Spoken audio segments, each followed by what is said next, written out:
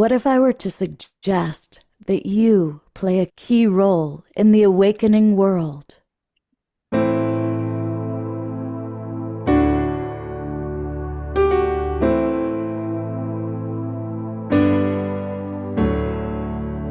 that you are watching this because you have heard the call.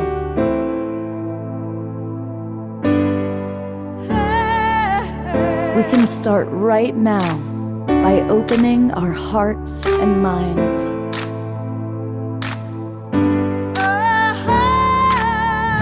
Welcome to the awakening world.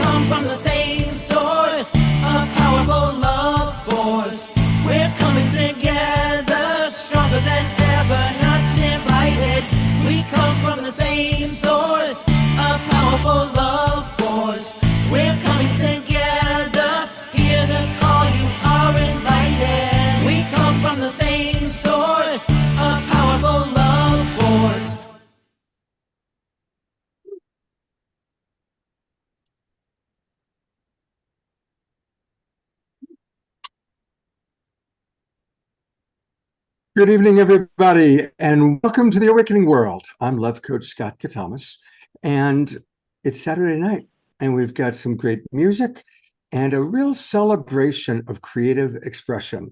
For it's our annual support and celebration of the ILLUMINATE Film Festival. We've been doing this every year since we started doing these shows, and it's really exciting that we have, as my co-host, that I get to co-pilot the ship with tonight, the executive director of the ILLUMINATE Film Festival, Tayana Davis. And people need to mute. Please, somebody out there mute. Tayana. Hi, Scott. It's great to be here. And I'm just taking that as a sign that there's a lot of excitement and energy popping around ILLUMINATE. And I'm excited to introduce the viewers to some of our filmmakers and workshop leaders in a little bit. So thanks for all your support through the years. Absolutely. So, you know, a lot of our people probably remember previous years when it was in Sedona. Tell us a little bit about the journey of how it shifted from Sedona to your home, Santa Barbara, and how you came in to really kind of thank you for picking up the ball when Danette needed to move on.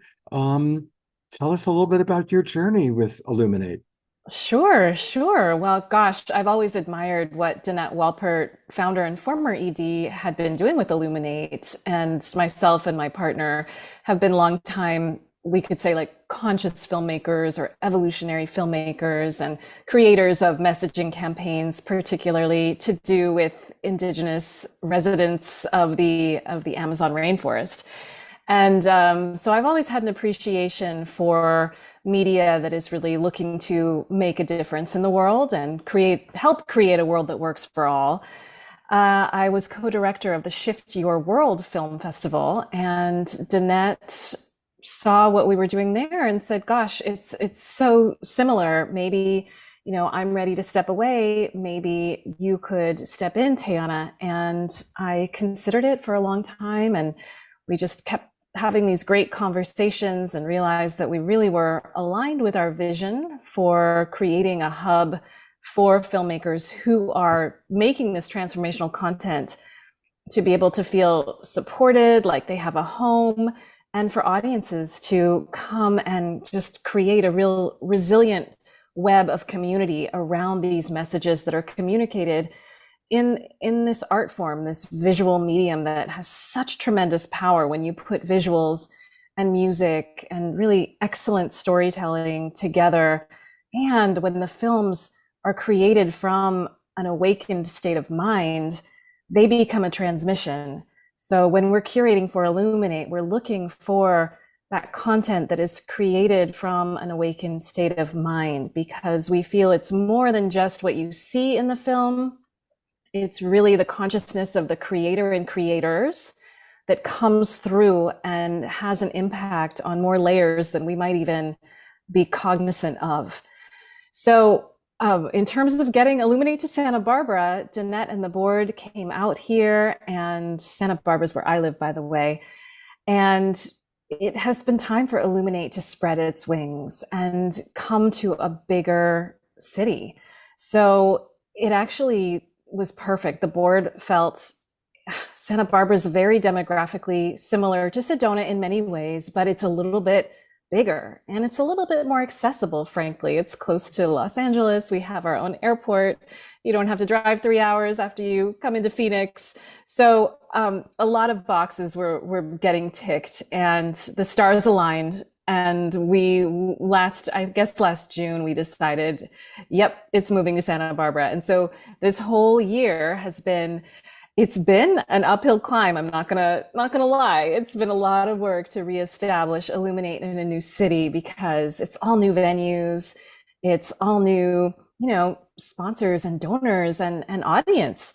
Although I will say we have a great contingent of longtime Illuminate supporters coming from Sedona for the Santa Barbara Festival. And then we have, of course, a virtual festival. After the in-person in Santa Barbara, we have a whole week of many of the same films and some new films that you're going to hear about this evening that run in the virtual. And people from all over the world, wherever you are, can buy a pass for the virtual and see what we're programming, as well as participate in some really fun live events that we're doing. One is called Movies Make Movements Happen. And this is our theme this year. Movies aren't just movies. If they're done right, and if there's an impact campaign, and if we gather community around these films, they become movements. And so that live event is part of the virtual festival for those pass holders. And I'm not going to give away what's going to happen there, but it's going to be great. And we have an award ceremony to close out the virtual festival. And I think, just like every year before, Scott, it's this touchstone during the year that allows all of us who really recognize the power of film to transform the world and to showcase solutions. We're all about solution-oriented cinema. And when we as a community can gather around solution-oriented cinema, evolution can really accelerate. And it's so fun too. I love putting entertainment and enlightenment together, because if you want to change the world, you have to throw a better party. I'm like 100% committed to that. So we'll certainly be changing the world by having better parties, both in Santa Barbara and online. Fantastic. Well, of course, the majority of our people are watching online. And last year, we've had a lot of Global Peace Tribers who did buy subscriptions to the online program. So take us online and show people how they can register. And then we're going to show people trailers for some of the films. But Tayana, go ahead and show people how they can get the show. Happy to. So here we are at the 2024.illuminatefilmfestival.com. Okay, so 2024.illuminatefilmfestival.com. And you can see the hummingbird has really emerged as our emblem this year. There's a lot of magic that's been happening around this little creature, the hummingbird. And the hummingbird has been pollinating many different elements together, and people from all over the world who are showing up to be a part of this movement. So here you see our theme, and then you can experience the festival two ways. There's in person and virtual. And I will say that the in-person all access passes are sold out, which is amazing. But you can still purchase individual film tickets if you happen to live in Santa Barbara or nearby. And then the virtual, as I said, is available to all no matter what country you live in. And to get a virtual ticket, pass. To get a pass, you just click on this where my cursor is, and that will easily take you to get a virtual pass. And then we can just go down to look at some of our film lineup, and I'll just scroll through here. The story of John Robbins, Love Over Money. He walked away from a lot of money and a big ice cream empire because it wasn't resonating with his deepest essence. And he forged his own path. Unveiled features Joyce Tennyson, one of the top 10 female photographers of all times. And Source is a world festival premiere of Joe Dispenza's work. So I'll just keep going. We have a film about Ayurveda, the natural law, and that film is both in person and online, as is Uncharitable, which is a really interesting take on nonprofits and the role that they play in our society and how we might look at them differently and appreciate them more. We have a remastered 5th anniversary edition of Fantastic Fungi, that's in person. And yeah, some other great films, including ones that we'll be talking about later, The Village of Lovers and Planetary Pilgrim. So I think that's kind of my website showcase, but I will just say here that under workshops and labs, you can see here we have a source to screen lab. This is April 8th through 12th in Santa Barbara at a beautiful new retreat center called the Empathy Center. And Paula DiFlorio, who's here with us this evening, she is a co-teacher with Peter Rader of this 5-day creativity lab. So I just wanted to call that out because it's a very special offering that's been at Esalen and been at Illuminate in prior years. And it's getting pretty full. There's been a tremendous response. So we'll let Paula talk about that a little bit later. Some great special events. Gosh, this is more than a film festival, right? It's it's meditations and dance parties and workshops and closing night celebrations. So I'll just stop my share now and give it back to you, Scott. Fantastic. What a wonderful, you've just done an amazing job. And I'm going to try and make it down for some of that, by the way. We've talked about that, and I'm planning a trip down to Southern California. So hopefully I'll be able to be there. But in either case, I definitely want for as many of our people to participate in the online event as possible. And you know, Tayana, on Saturday nights, we always have live music. Usually we would go to Omashar. We are going to play an Omashar video a little bit later. But we've got Fanny and Vigari with us. And we love Fanny and Vigari.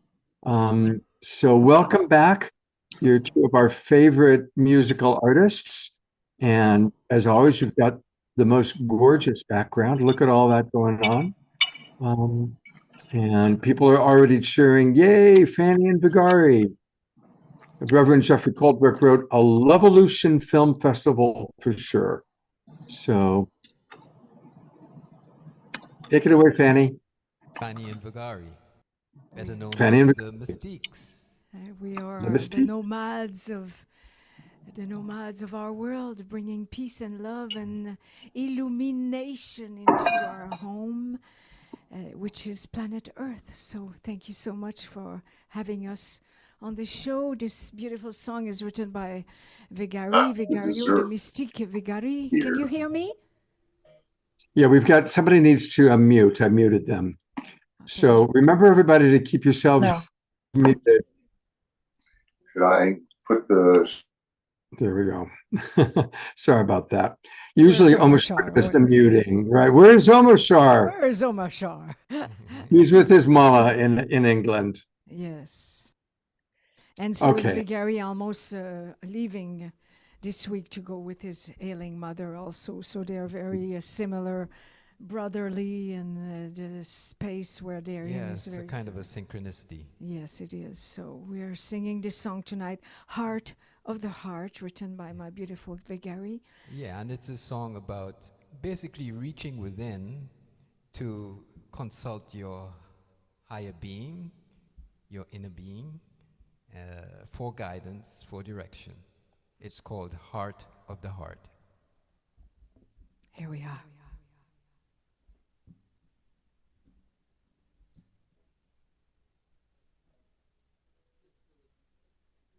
Just gonna be a second.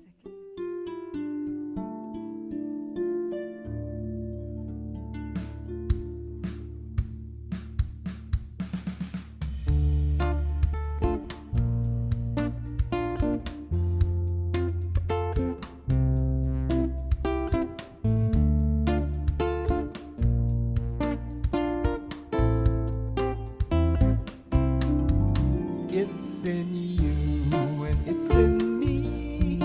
You might say that it is the key. If it showed so you could see, would you let it set you free? Feel the part of you shining the light that will lead you right to where you need to be.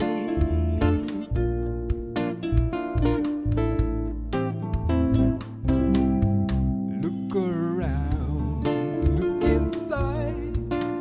There's no telling what you're gonna find. Look around, look inside.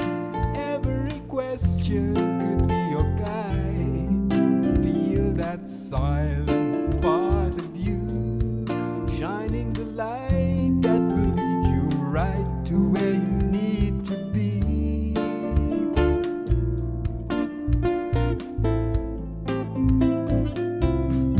I'm reaching for the highest places. Reaching higher. Let me find grace in the deepest feelings Feel here. those Just feelings. carry me into the heart, Into the heart. where all is clear. Into the heart of the heart. Let this be my prayer.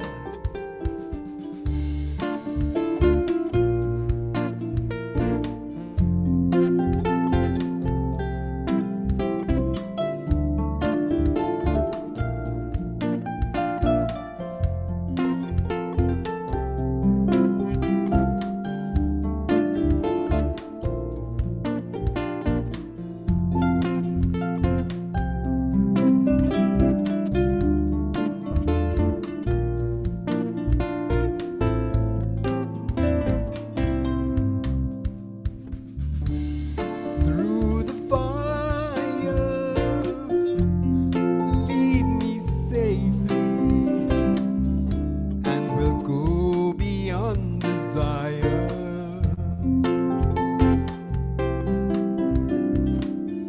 In the healing water, may our crimes and now disgrace be washed away. I'm reaching for the highest places. Let me find grace in the deepest feelings here. Carry me into the heart, Into the heart. where all is clear. Into the heart of the heart. Let's be my prayer. Reaching for the highest places. Let me find grace. Let the deepest feelings I can feel just carry me into the heart, where all is clear. Into the heart of the heart. Let this be my prayer. I'm reaching for the highest places. Let me find grace in the deepest feelings here. Just carry me into the heart, Into the heart. where all is clear. Into the heart of the heart of the heart.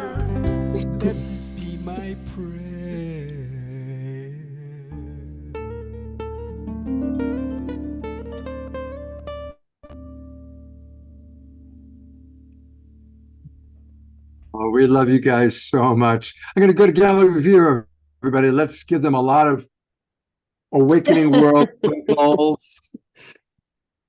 And isn't it fantastic to have our beloved Eleanor Joy? For those of you who don't know, Eleanor Joy is who usually, she and Reverend Jeffrey are who always lead the moving and the dancing. And even in her hospital bed, there she is, blessing us with, and you look wonderful, Eleanor Joy. You know, yellow becomes you. Sunshine.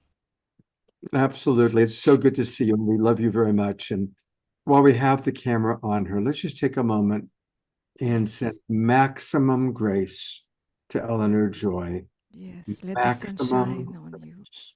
The sun, the light, the healing sunshine light within you, within all of us, creating a divine healing light. And so it is. So it is. Many blessings upon you, Eleanor Joy, and blessings on all of the Global Peace Tribe. Thank you. We love you so much, Eleanor Joy. And we love Fanny and Vigari.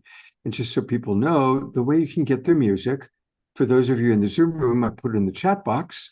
And for those of you watching on Facebook and our broadcast partners, go to The Mystiques 1111. That's The Mystiques 1111.bandcamp.com. That's the best way to get their wonderful albums. I really recommend Awaken 1111. It's a beautiful album. I enjoy playing it.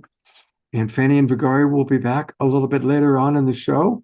And hopefully so will be our beloved Eleanor Joy. But now we are going to kind of go into the main thrust of the show, which is we get to meet filmmakers. And Tayana, I'd love for you to introduce our first filmmaker. Oh, thank you, Scott. And beautiful music and just feeling the beautiful community. It's wonderful what you've cultivated over the years, and we're thrilled to be a part of it, Scott. And I'm excited to introduce our first filmmaker. His name is Dawa Tarwin Phillips, and his film in the festival is Planetary Pilgrim. So Dawa is a spiritual leader, a best-selling author, filmmaker, and serial entrepreneur. He's the founder of Empowerment Holdings, an international mindful leadership company. And there's a whole bunch of other things that he does, but I'll just let you know that he is also a member of the Transformational Leadership Council and the Association of Transformational Leaders. He's also a leading voice in the global mindfulness and consciousness movement. He lives with his family in Santa Barbara, California. So Wow. Dawa, welcome. Thank you. Hello there. Such a beautiful song. My heart is still resonating from the music. As the song was playing, I got the message that my sister-in-law gave birth to their son, literally as the song was playing. Wow. So his name is Luca, and he was born during the song. So Beautiful. I take that as a very auspicious moment. That is so cool. Thank you for sharing. Yes, sure. So, I'm very happy to share that. I think there are layers of auspiciousness that are yet to be revealed. I'll just say that. Paula's nodding her head. Yes. So, Dawa, we're going to play the trailer for Planetary Pilgrim in just a moment. But first, maybe you could tell us a little bit about your background as a filmmaker in particular, and what drew you to spend the years and the time and the effort and the resources that it takes to create a film like Planetary Pilgrim. It's a great question. Maybe, for those of us who are working on this awakening world, I would say the instructions all come from the same place. So for me, I was guided to make a film. I had never made a film before. It wasn't on my mind, and I was told it was important that I made a film.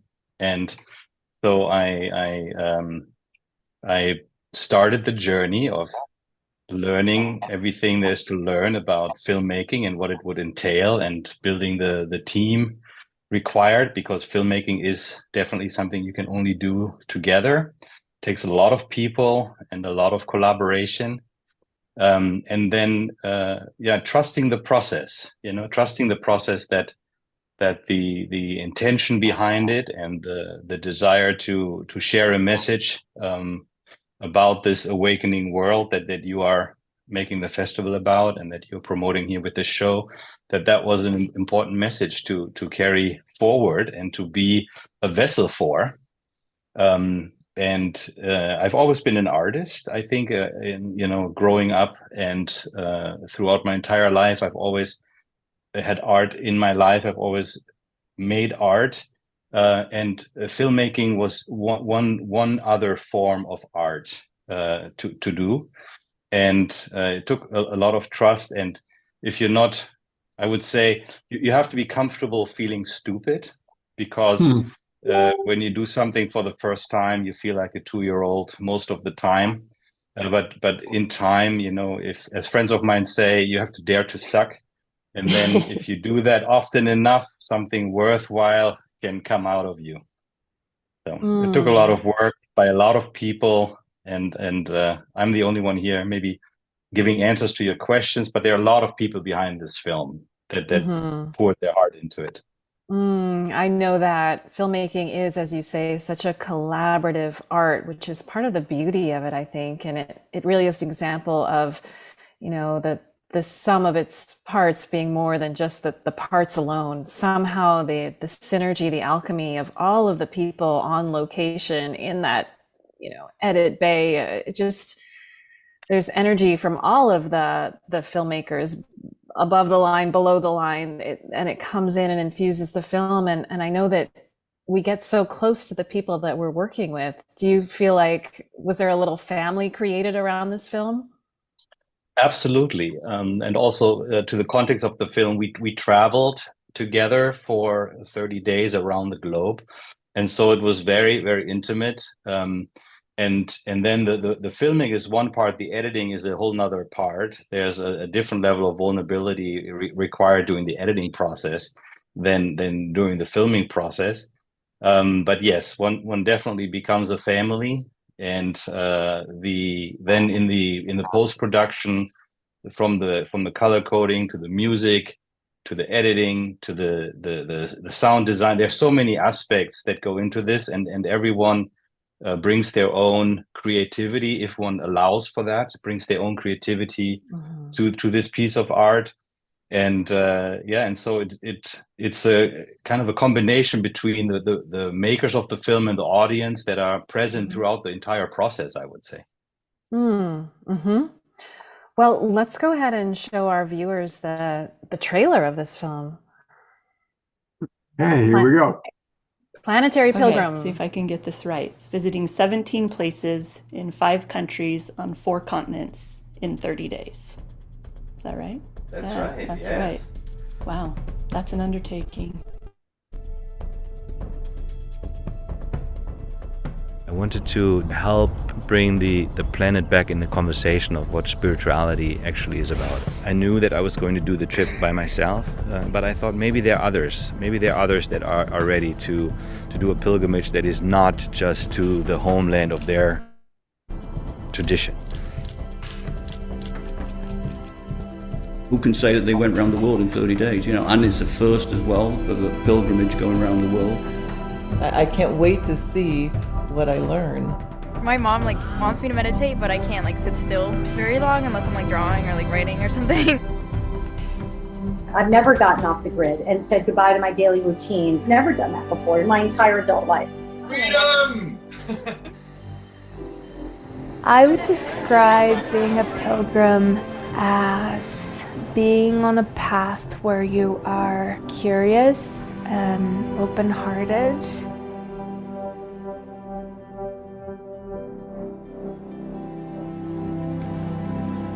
Our sense of who we are is limited to our daily experiences, our actions, our routines, our communities, and our sense of history. But what happens when life takes us on an unexpected journey that brings looming questions into focus? There are moments when we get to step out of the ordinary and bear witness to the extraordinary. We glimpse the whole picture and our small but important place within it.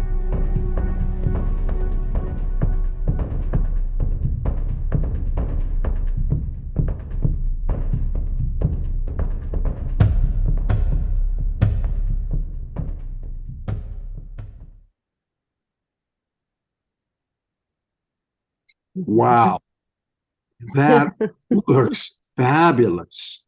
I definitely want to watch that one. Absolutely. Yeah, I just got goosebumps. Yeah, okay. Because Dawa, you know, I was reminded of when we travel, we're lifted out of the mundane. It's a transcendent experience, actually, and it's just like the arts. I think music, like things that allow us to uplift above the fog of the everyday, and in that uplifted place, we can see a bigger picture. We also are, like you said in the trailer, I mean, it's sort of a new experience of who we are without the habits and without the day-to-day stuff. There's an opportunity, I guess is what I'm saying. There's an opportunity to know ourselves and our community anew. What would you have to say about that? Yes, I mean, I grew up as a Buddhist monk. I spent 12 years in a Buddhist monastery, 7 of those in meditation retreat.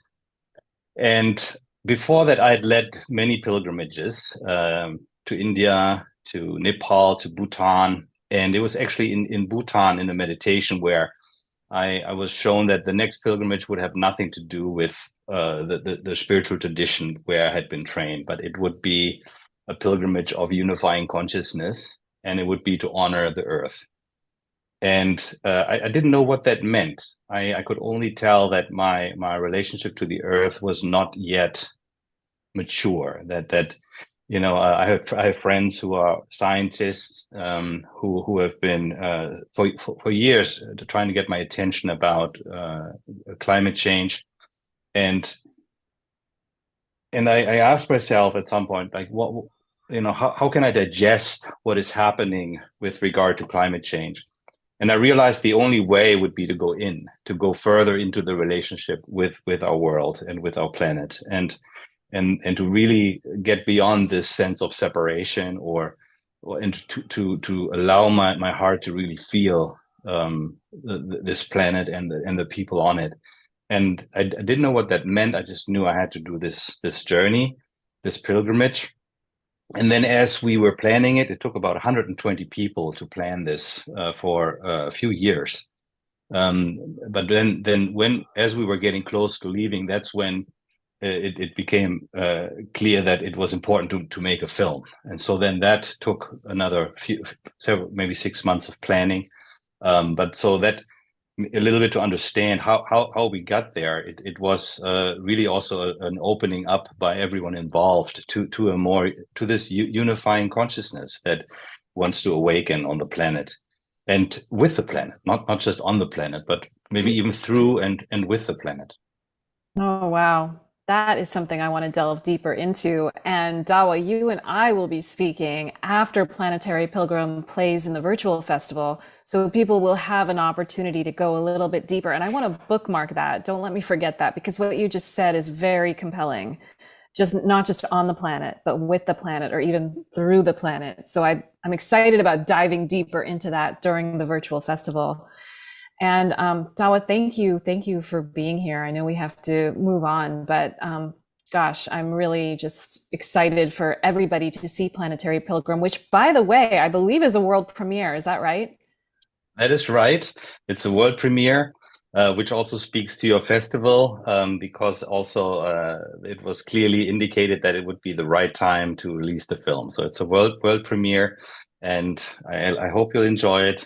Thank you for your time. Dawa, I'm very excited to see your film. Thank you. And let your sister know that clearly her new child, global peace triber. No doubt about Yes. it. It's my sister-in-law, but yes, I will let her know. Your sister-in-law, absolutely.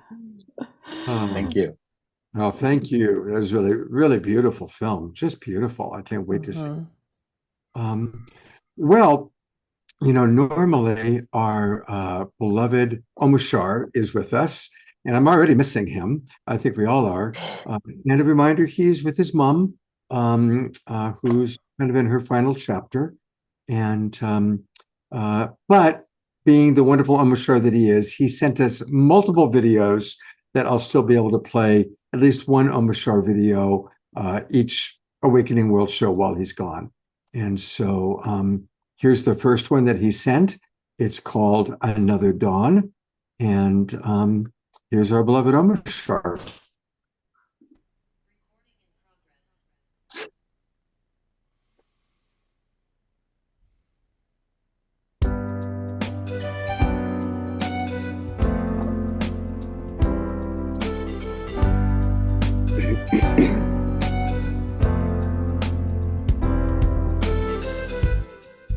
Another dawn, another day.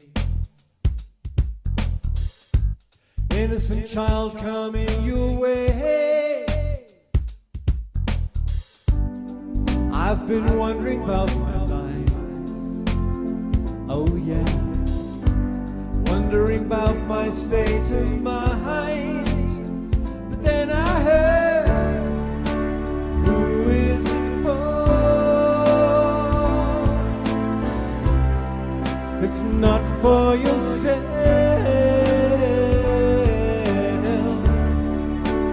how do you feel? And why do you cry, cry, cry, cry, cry?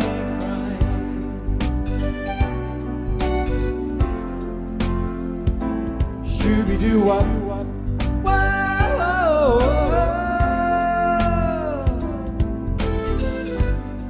The sun is warming up my mind.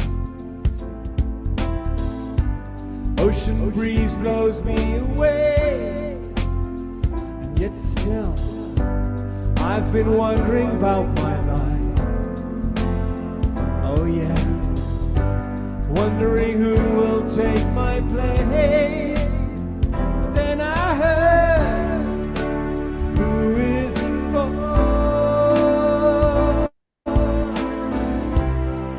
If not for yourself,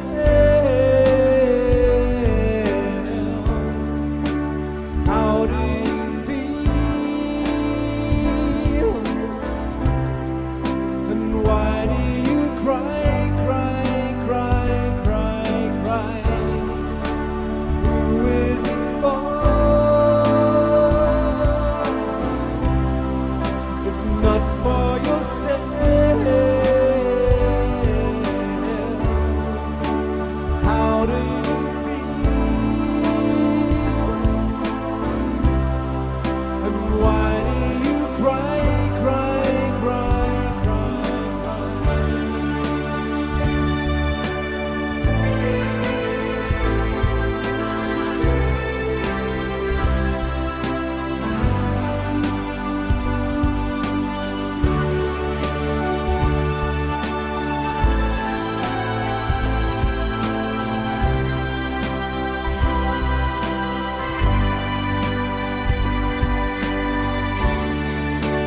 who is it for?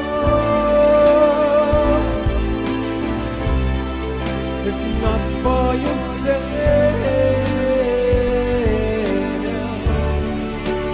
how do you feel?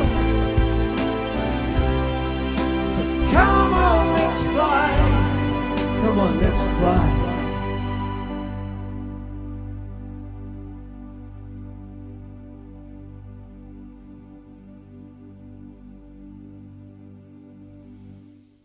Mm-hmm. And spotlighted our three wonderful cheerleaders, Reverend Jeffrey, Eleanor Joy, and Tiara. Thank you for carrying on, and thank you, beloved Omushar. And people have been asking, well, where do we get the information on Illuminate Film Festival? So again, it's simple. The website is illuminatefilmfestival.com, and that's where you can learn all about it. Go to the virtual screening room or become a member. You definitely want to support this amazing festival, because wait till you meet the next two people that Tiana is going to introduce us to. You're going to love Paola, just like we loved Dawa. Dawa, I don't know if you've seen all the comments in the chat box, but a lot of wonderful comments already about your film. And I'm going to turn things back over to Tiana. Oh, thanks, Scott.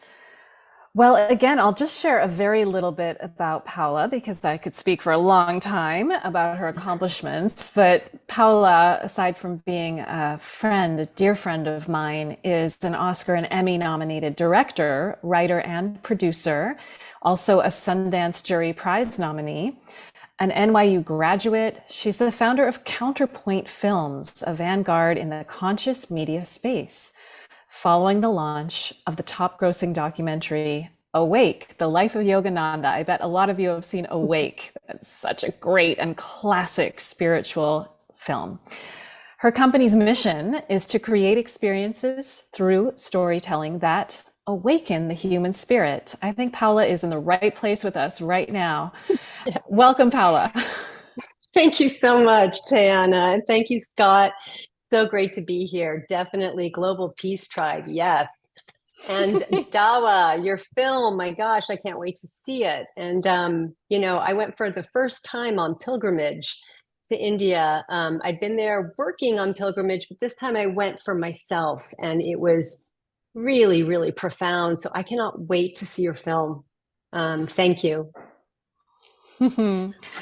So Paula, while you are a filmmaker and while Awake is celebrating its 10-year anniversary, is that right? Yes. Oh, wow. Well, so your involvement this year at Illuminate, though, is a little bit different. You're teaching Source to Screen, which is a 5-day creativity lab. And maybe what we'll do is just roll the video about Source to Screen, and then you can tell us all a little more. Does that sound good to everybody? Absolutely. Sure. Yeah. Okay, great. Paula, have you pulled it together so you're going to be able to? I might be able to. Let's see if I can. Okay, great. Okay, let's see if we can make this work.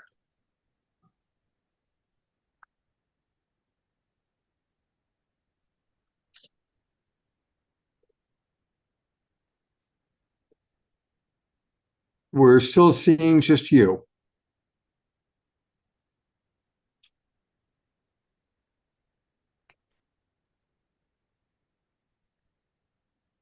Paula? We're only seeing, oh, I'm sorry. that's all right. Is that working? No. This Not is yet. Peter. I've just posted the Vimeo link in the chat. Okay. There, Scott. Can you see it? Yes, okay. If we're going to do this, then chat for a couple minutes, because it's going to take me a minute to take the video link, embed it into my computer. Okay, Sure, so let's no go worries. ahead and- So we'll yeah. chat. Yeah. So Paula, so you co-teach this with your husband Peter Rader. Hi, Yeah. Peter. And you've been teaching it for how long? And I think we really want to know the why of this offering. Yeah, absolutely. Well, first of all, let me just say that we actually don't think of ourselves as teachers. We think of ourselves as facilitators, and that's for a real reason, because this is a laboratory. This is where people come to test things out. And what we're doing is really looking at what happens if we create a really supportive environment for going deep within ourselves. And just like on pilgrimage, where we, like Dawa was saying, everything comes into focus because we create that space. Well, we do that same thing in Source to Screen. We're really finding or looking for a situation where we can find that kind of incubator, that environment, that laboratory, where it's okay and safe, and actually it's designed for you to come into alignment with what is happening for you, essentially. And is that if you actually come into that kind of alignment, then sometimes ideas which actually come and find you, rather than you going and finding an idea, they're out there in the ether. And when we are in alignment, the right idea comes to find us and finds a home there. And that's when I think true inspiration kicks in. And I feel like, we don't really live in a world where there's enough to support that. There's so much that is really a distraction for us and becomes almost a part of, we're almost like we are hypnotized, to follow some sort of agenda out there in the world. And, at some point, some of us who are awakening in the world start to realize, wait a minute, what's going on? This doesn't have the meaning. This isn't who I am. This isn't what the planet needs. I have a different purpose. And so many people right now on the planet are waking up to that. And yet there's not a community except for this beautiful community and ILLUMINATE, which is an incredible community. In fact, this lab was born at ILLUMINATE. We took our film Awake, The Life of Yogananda, to ILLUMINATE, and it was the first year. So we got to be a part of that inaugural year in Sedona, which was so exciting, by the way, because there was nothing like it. There still is nothing like it. And for those of you who are going to watch online, that's amazing. And one of these days, please do come and be there on the ground, because it's really an extraordinary experience. You do find your global peace tribe in the flesh. But we were there, and I think that experience was so profound for us, because making Awake was the first time that I had an awakening while making Awake. That's how it worked. I really wasn't looking for a guru. I wasn't looking to make a film like this at all. It found me, and it brought me on a very profound journey that changed my life and the life of my family. My kids were small, and they came on pilgrimage with us in India to make this film. But because of that, I think at ILLUMINATE, Danette said after we had screened there, the following years to come, we were on panels, and then she said, what would you like to, what is it that you want to contribute here? And we had this lab idea, it came through, which was especially for filmmakers at that time, because we were speaking to filmmakers, was how do we take this powerful medium of filmmaking and actually help people bridge that with what is truly happening for them on an essential level, because each of us has this unique nervous system, and we are here sort of taking in this world in a unique way, and we have something singular that comes out that we need to share. And with the right support, incredible things can happen. And that's really what the lab is about. And my co-facilitator, my husband, and my business partner, Peter Rader, together we created Source to Screen, and we brought it to ILLUMINATE to begin with. It was incubating there for a couple of years before we then brought it to Ojai, and then we brought it to Esalen. And it's very, very special for Peter and I to be bringing it this year back to ILLUMINATE in its inaugural year at Santa Barbara. It's so special. And the Empathy Center is really, we couldn't have found a better place. So that is a perfect place for this lab, because it's so inspirational. And what Edwin and his cohorts there are doing, creating a space where we can all come together and feel empathy and love and contribute to the world the way we need to, is profound. So we feel very blessed to be bringing this lab to Source to Screen. So it's for creators of all kinds, not just filmmakers now. It's open to musicians and entrepreneurs and writers. A creator of any kind can come to this lab and really align with what it is that they need to create. Wonderful. I'm going to show the video in a moment. I have to say, I loved your movie Awake. Yogananda has been my master teacher since I discovered him at age 16. At 17, I did my first retreat down in Encinitas. I'm a Kriya man. Wow. And that's exciting. There was so many wonderful things about your movie, including footage that I just never seen before. And Mm. the footage you found was so beautiful. And so thank you, thank you, thank you for making that wonderful movie about our beloved Yogananda. Well, all gratitude to the Self-Realization Fellowship and all the monastics, the monks and nuns who really labored to find all of that footage that had been locked away, for years and years, and to bring it out and restore it so that we could use it in the film. And talk about darshan, what you were saying earlier, Tayana, about what comes out in a film. We didn't know what we were getting into when we sat in front of that footage. I had no idea as I sat in front of that footage trying to, co-direct this film and the edit. And as I was watching all this archival footage, I truly felt that something was shifting and changing within me. So I do think that Yogananda knew what he was doing. Cameras were brand new at that time, and he knew that what he was putting out there into the footage would be lasting and would transform people for decades and possibly centuries. Beautiful. Absolutely. So many of the people who've been significant in my life also have a connection to Yogananda. I often believe that he brings us together.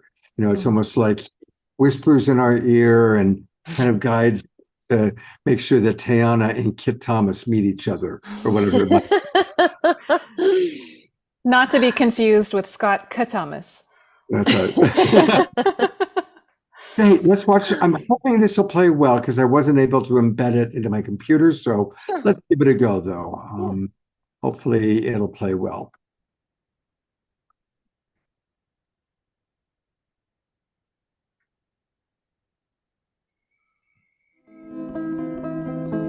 We don't really live in a world that supports or really encourages us to do deep listening.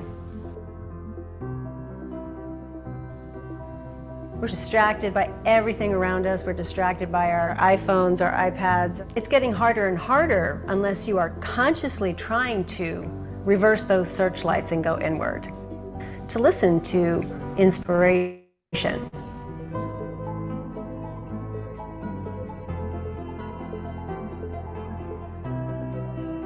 Source to Screen is a lab for conscious creators.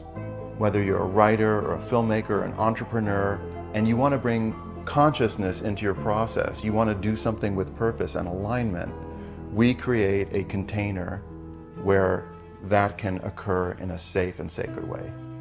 I love helping people find their voice. When ideas find us, I feel like they find us for a really particular reason.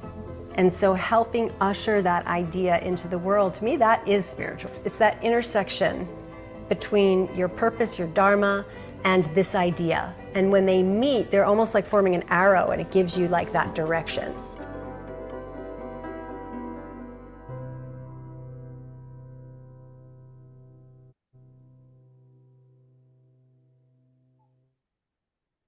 Wow. This looks like fun. This looks like a really beautiful experience for people to have. We're very blessed to be able to do this, and we've been doing it for 7 years now. And each time the cohort that comes together, they're just meant to find each other, and they support each other well beyond the actual lab. So it's a special thing. And we still have I think 1 or 2 spots available, Tayana? Yeah. Yep. So, yeah. Yeah, so to find out more about Source to Screen, it's just the same website. So either illuminatefilmfestival.com, and then you click on the top where it says 2024 Festival, and inside that 2024 Festival page is Source to Screen. So yeah, that's right. So, oh good, it's right there. Yeah. Yeah. And then, yeah, you can easily navigate to register there. So Paula, we're just really touched to have you and Peter back because you are integral to the Illuminate family. You are, you were there at the very beginning of Illuminate, and now Illuminate is celebrating 10 years and So exciting. Like starting this new chapter in California. And it is so exciting. And it actually just wouldn't be the same without you being involved this year in such an important meaningful way, because like you said, I mean, the 15, 20 people who are going to be taking this lab, this can change the trajectory of somebody's creative life. And I know that you've witnessed that over the 7 years that you've been teaching it. Yeah.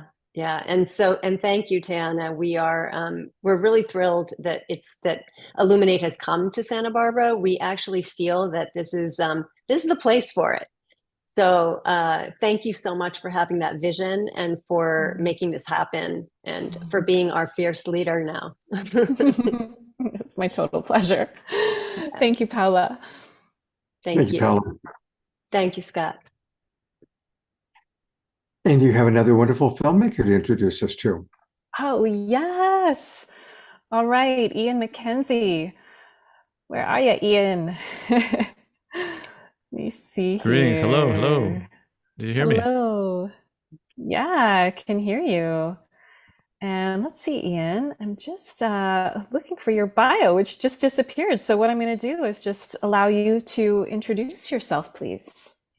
Just hand it over to me. Well, yep. I'm steeped in a teacher that some may have heard of. His name's Stephen Jenkinson, but he's generally coaches people out of introducing themselves because other people tend to be better at understanding, who you are, better than you might think. But I can say that I've been a filmmaker for about 15 years, and initially came to film very explicitly to shift consciousness as quickly as possible. That was something that I felt we understood, or myself, I mean, many others too, understood that, the trajectory of the dominant culture was headed off a cliff. And so the need to participate in meaningful ways became apparent. And so for me, I felt that I was drawn to film just as a medium, but itself artistically, but I felt that it was the most effective way actually to reach enough people. And so that really started my journey in film. And since then I worked on a number of projects. The bio now I see is in the chat there, but worked on one some might know called Occupy Love with a Canadian director named Velcro Ripper, as well as Lost Nation Road, which was about Stephen Jenkinson, as I mentioned, the teacher. Sacred Economics with Charles Eisenstein, some folks may know, as well as Amplify Her, which was looking at the rise of the feminine through primarily electronic music, but really looking at sort of how to understand what that meant. And then most recently, which is what we're going to talk about now, is the Village of Lovers, which is about a radical community in Portugal that caught my eye about a decade ago and invited me to the community. And I've never been the same. Oh, amazing. And Ian, I'm just remembering, I don't know if we've actually connected this dot, but I grew up in Victoria, British Columbia, and you are based on Vancouver Island. Is that right? Indeed, about an hour north of Victoria. So yeah, we share the roots there. Are you in Duncan? We have quite a few members of our Global Peace Tribe that are in Victoria and Vancouver area. Oh my gosh. That's it. It's an epicenter. John and Summer Raymer, who are going to be on a little bit later, are from that area. And Eleanor Joy is from that area as well. Yeah. Well, Ian, what do you say we roll the trailer for the Village of Lovers and then we can talk a little bit about it? Yeah. What I might offer just initially is that, so I think it was Dawa who said, film, it can take a number of years, a lot of people, and that's certainly been the case here. This one has taken almost 10 years to put together. It started in 2015, and I didn't expect it to take this long, but lots of things happened, a global pandemic, among other things, and somehow, though, felt like it needed this long, actually, to percolate, to really try to understand what is this community trying to bring, to the global noosphere. And myself and filmmakers, I should mention, I have a co-filmmaker, John Wolfstone. He's based in California, as well as Julia Marianska, and we're this creative triad. Which, if you've ever tried to make a film with 3 directors, I don't recommend it. But somehow we found our way, and the film, of course, has been touring this last year. And so, please tee it up there, I believe, Scott. Okay. Thank you. Well, I just clicked it. That's interesting. It says double click to enter full screen mode. So maybe it's thinking. Yeah. My computer just froze. Everything is frozen. So I'm going to need you guys to chat for a moment while my computer Sure. unfolded. Happy to chat. Happy to chat. Ian, how did you first discover Tamara? Well, they reached out to me actually after, I believe it was Sacred Economics, and they felt, the email, I believe, I haven't gone back and looked at the specific one, but it said, we're doing some interesting things about love here, and maybe you want to check it out. Because, of course, Occupy Love was also the film I worked on. And so I was drawn to, what were they up to, really? And soon found they were a 40-year-old community, which is rare for communities to make it this long, as well as intergenerational in that they had youth that had been born there and grown up, as well as elders. And I became very enamored, essentially, with, on the one hand, a lot of folks know them because of their sort of radical approach to free love. They're understood as they don't call themselves a free love community. They actually say love free from fear, which is an entirely different thing, which we'll probably get into after this. But essentially, they've really given themselves to understand what generates trust. What does it take to regenerate trust? Because I would say that's one of the things that's in most short supply these days is, how to get humans to trust each other and therefore participate. And as Charles Eisenstein says, to really participate in the healing that needs to happen, the biospheric healing, the social healing. If we don't trust each other, we'll never get there.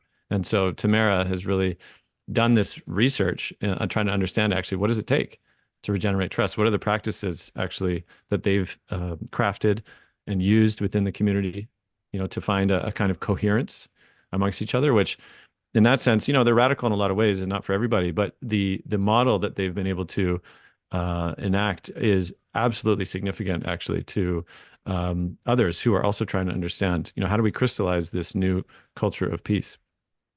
Wow. Let's see if we can get it to play. I think we can now. There we go. Something's happening. Here we go.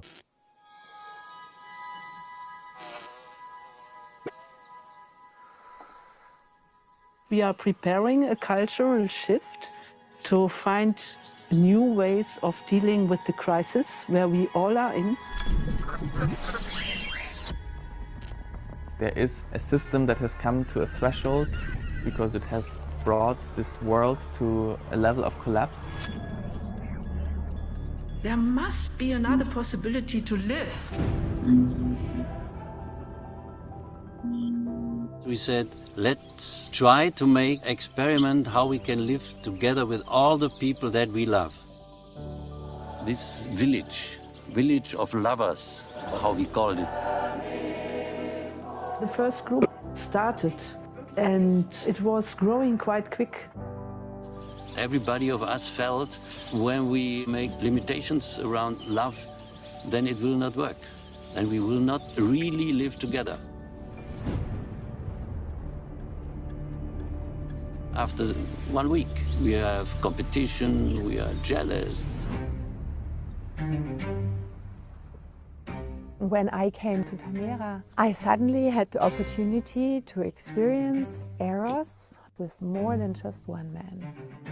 And when that happened, I got scared. Der Sündenfall besteht darin, dass der Mann anfing, die weibliche Quelle zu erkennen und zu erschrecken und zu unterdrücken. Hier ist eine Quelle der Gewalt, weltweit. Humanity became afraid of the wild powers of life. Reclaiming this energy in a new way is a political action.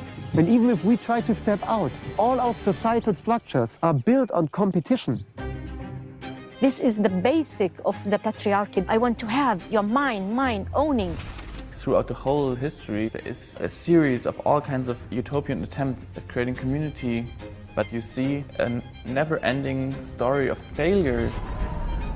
We need to find a solution for the big unresolved issue of eros, of love in humanity.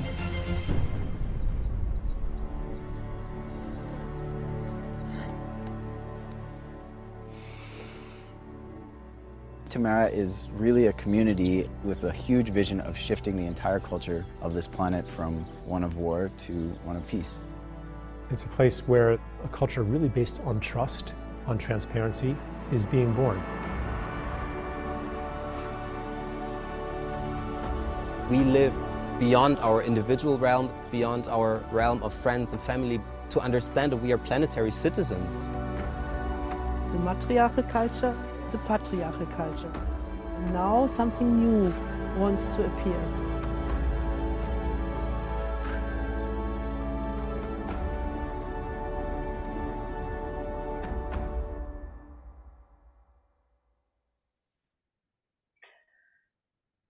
Wow, Ian. Oh, it's so gorgeous. And the messages it contains, the courage that it takes for you, your fellow filmmakers, and that community for 40 plus years to really listen deeply without being distracted by what is considered socially acceptable, socially normal. It takes a tremendous amount of courage, and I think just like commitment to touching your essence and doing that in community with others who are committed to the same practice to discover what could be. So tell us a little bit about maybe before you made this film, and you said it took you 10 years. So how have you transformed over the 10 years by getting to know Tamara more deeply while working on this film? Yeah, good question. You know, one thing I want to say up front too is that you know, I met a lot of boomers, older boomers who've said, you know, I was there in the 70s and, you know, we failed. A lot of them have a sense of regret or sadness, right? Of, you know, we really wanted to change the world. And there's this line actually in Fear and Loathing in Las Vegas, the book, which maybe is, you know, one of the seminal books that captured that moment in the 70s, this revolutionary spirit. And the author, of course, Hunter S. Thompson, he quotes where he says in the book, you know, I drove out to the desert and I could see somewhere on the horizon line where the wave crashed against the rocks and sort of rolled back into the sea. And it was something that for me captured that very thing. It's this sense of, wow, you know, we thought everything would be different. And, you know, maybe it hasn't changed as much as we thought. A lot of communities failed because they couldn't solve these major issues around power, money, sex, love. And Tamara is just one community that actually centered those issues and said, we have to solve this. So they have this phrase that they used in those early days, which is nothing human will be foreign to us. What they said, meaning whatever happens, like we'll stick around, we'll see what happens. And, you know, bless them, they did. And managed to iterate and iterate enough. They left Germany. They're primarily Germans initially, and they moved to Portugal. And now they're called Tamara, the community there. Somebody in the chat just mentioned Zeg, which was a sort of sister community that stayed in Germany at the time. And they're very much in contact, the two. But I'd say for me, what really shifted was one, this understanding of Eros, which you saw named in the trailer. Eros understood to be beyond simply sexual love, which is usually how it's translated, but that Eros is really the core life force of you know, everything, and that they, through that deep place of listening, managed to create a kind of attunement to how this energy, how life force wants to move. Dieter Doom, he's one of the co-founders, he called it the sacred matrix. And again, different names, right? There's lots of different names for this, but just that life has a certain intelligence. And if we can attune to life, it gives orientation. It's like, how does life want to move? How does water want to move, right? And if it was, quote, a living being, which it is, surprise. And so for them, they just really attune to that and see where it would take them through this emergent process. And so for me, that was a big shift, understanding Eros as life force, right? And how do we attune to it? And then also understanding that, you know, for most of human history, we've lived in something like a village, right? Small communities with deep connection, solidarity with each other. And for most folks that have my skin tone, right, it's been a long time, ancestrally speaking, that we've lived in something like that. And so to be embedded for a time within a community of Germans, right, ancestrally similar to me, and to feel somewhat of what it was like to be embedded in village once again, awoke something in me that I think, again, a lot of people have a sense of, you could call it a wound of belonging, right? It's like, if I really was who I am, if I really showed who I am, would I belong or would I be cast out?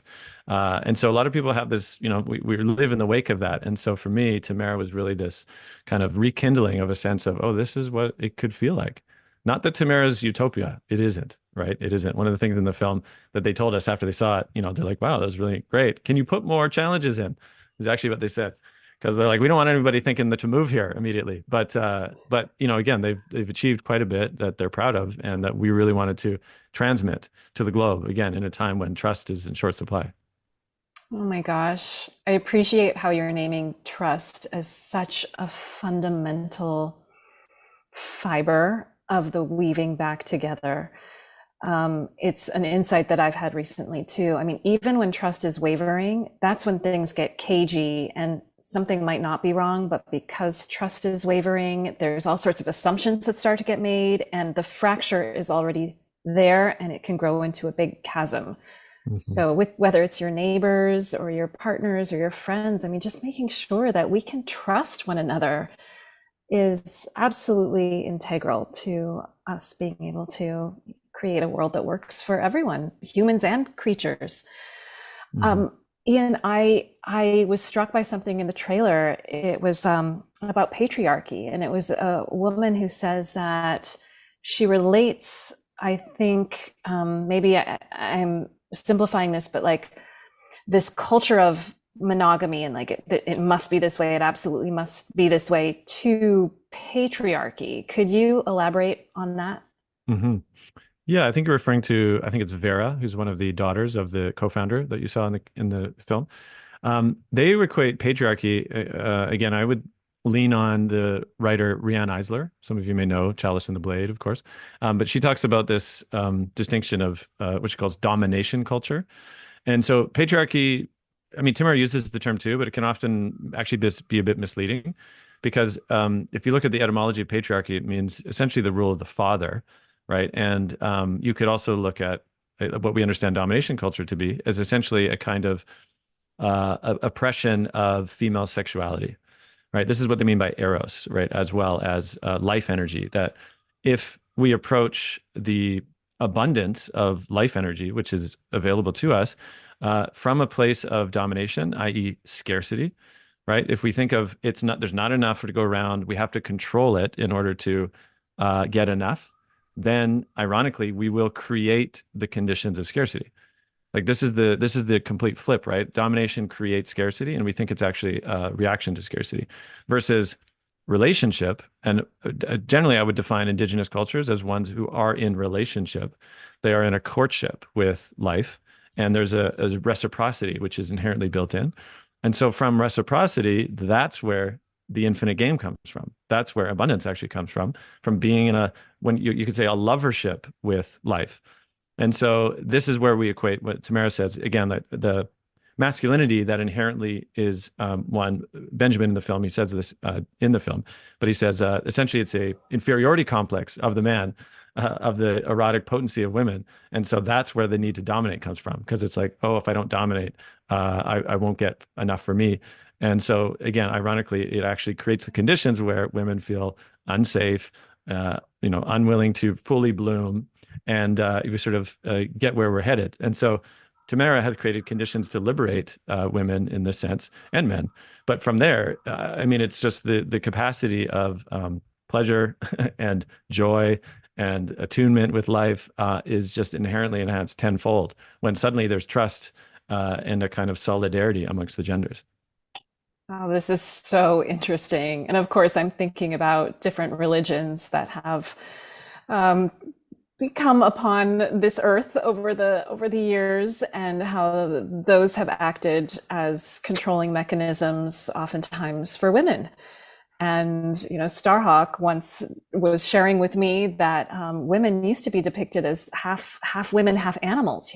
She's a bird, but she's also an animal. There's claws, and women were lauded for their gorgeous messiness. And then something happened, and women didn't even give birth.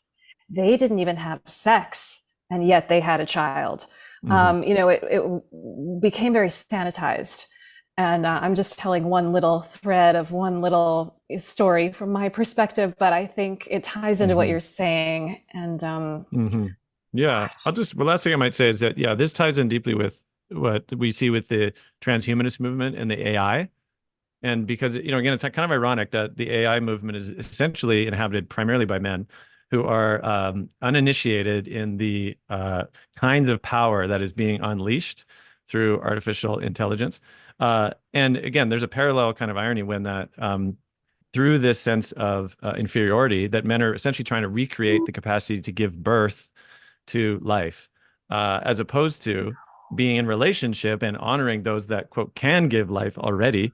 Do you see what I'm saying? So the parallel goes that deep. It's a kind of unwillingness to participate in the infinite game, right? By creating the conditions whereby life's biospheric capacities are actually being lessened, instead of actually, the plea is that men come into lovership with life in order to actually increase the sense of abundance and beauty. Oh wow, Ian, this is rich stuff. I mean, I feel like you're talking about sort of men almost like taking themselves out of the web of life. And in fact, we all need to be in the web of life, in this reciprocal, interconnected dance with each other, right? And with Mother Earth, of course, and with Father Sky. And oh, the AI thing. Okay, we need to bookmark that and have that conversation because that Stay could tuned. go on. Yeah. Well, thank you. There's a lot going on in our chat box, and I just want to read a couple of the comments coming in. There's dozens that have come in, and Ian, you're a very eloquent speaker, and I really appreciate your eloquence about these really tender topics. And many of the people you've referenced have been on our show. Rianne Eisler was on recently. Anyway, Jerry Anderson just wrote, "What an amazing mind Ian has." Iota writes, "Men come into lovership with the world." Wow, that's beautifully said. Kathy writes, "Hopefully more of humanity will become aware of what you're saying, Ian." Let's hope so. Carol Craig writes, "My husband and I adopted the phrase, 'You're not the boss of me.' It's a philosophy, and it really helped us to remember that ideology whenever someone tried to be overbearing or oppressive." Could I just say one last thing actually about war, actually, which is Tamara, one thing that is so incredibly profound, they do a ton of peace work actually directly like on the ground in lots of different epicenters around the world, including Israel-Palestine. And so they believe that Israel-Palestine, they call it an acupuncture point in the global noosphere. And if they can achieve peace there, that would ripple out onto the world. And we filmed with members of Israelis and Palestinians in Tamara during the production of the film. And one of the Israelis actually says in the film, "It's funny that we have to go to Tamara to meet our neighbors." And it's so interesting because he's like, because the trauma field is so intense, and even more so, of course, now with what's going on, that they actually have to go to a place like a peace field in order to essentially de-armor enough to just make contact.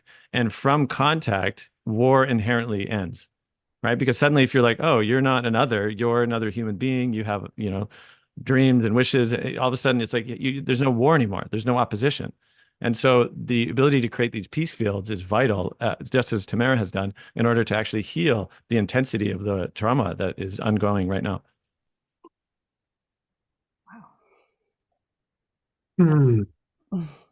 Well.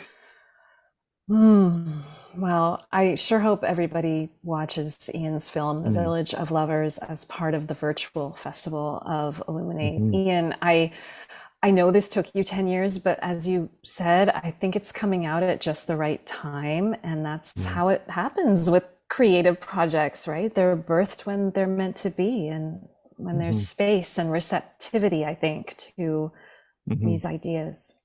Yeah, thank you. Life works in mysterious ways. So, Ian, thank you very much. I look forward to watching your film as well, and definitely take a look to read all the comments that have come in. I know you've got to go off to a family affair, but this is really very, very beautiful. But you and Darwa and Tayana, I just always love the people that are part of the Illuminate Film Festival family. Yes, and Paula, dear Paula, with Source to Screen. Exactly. Yeah, there she is.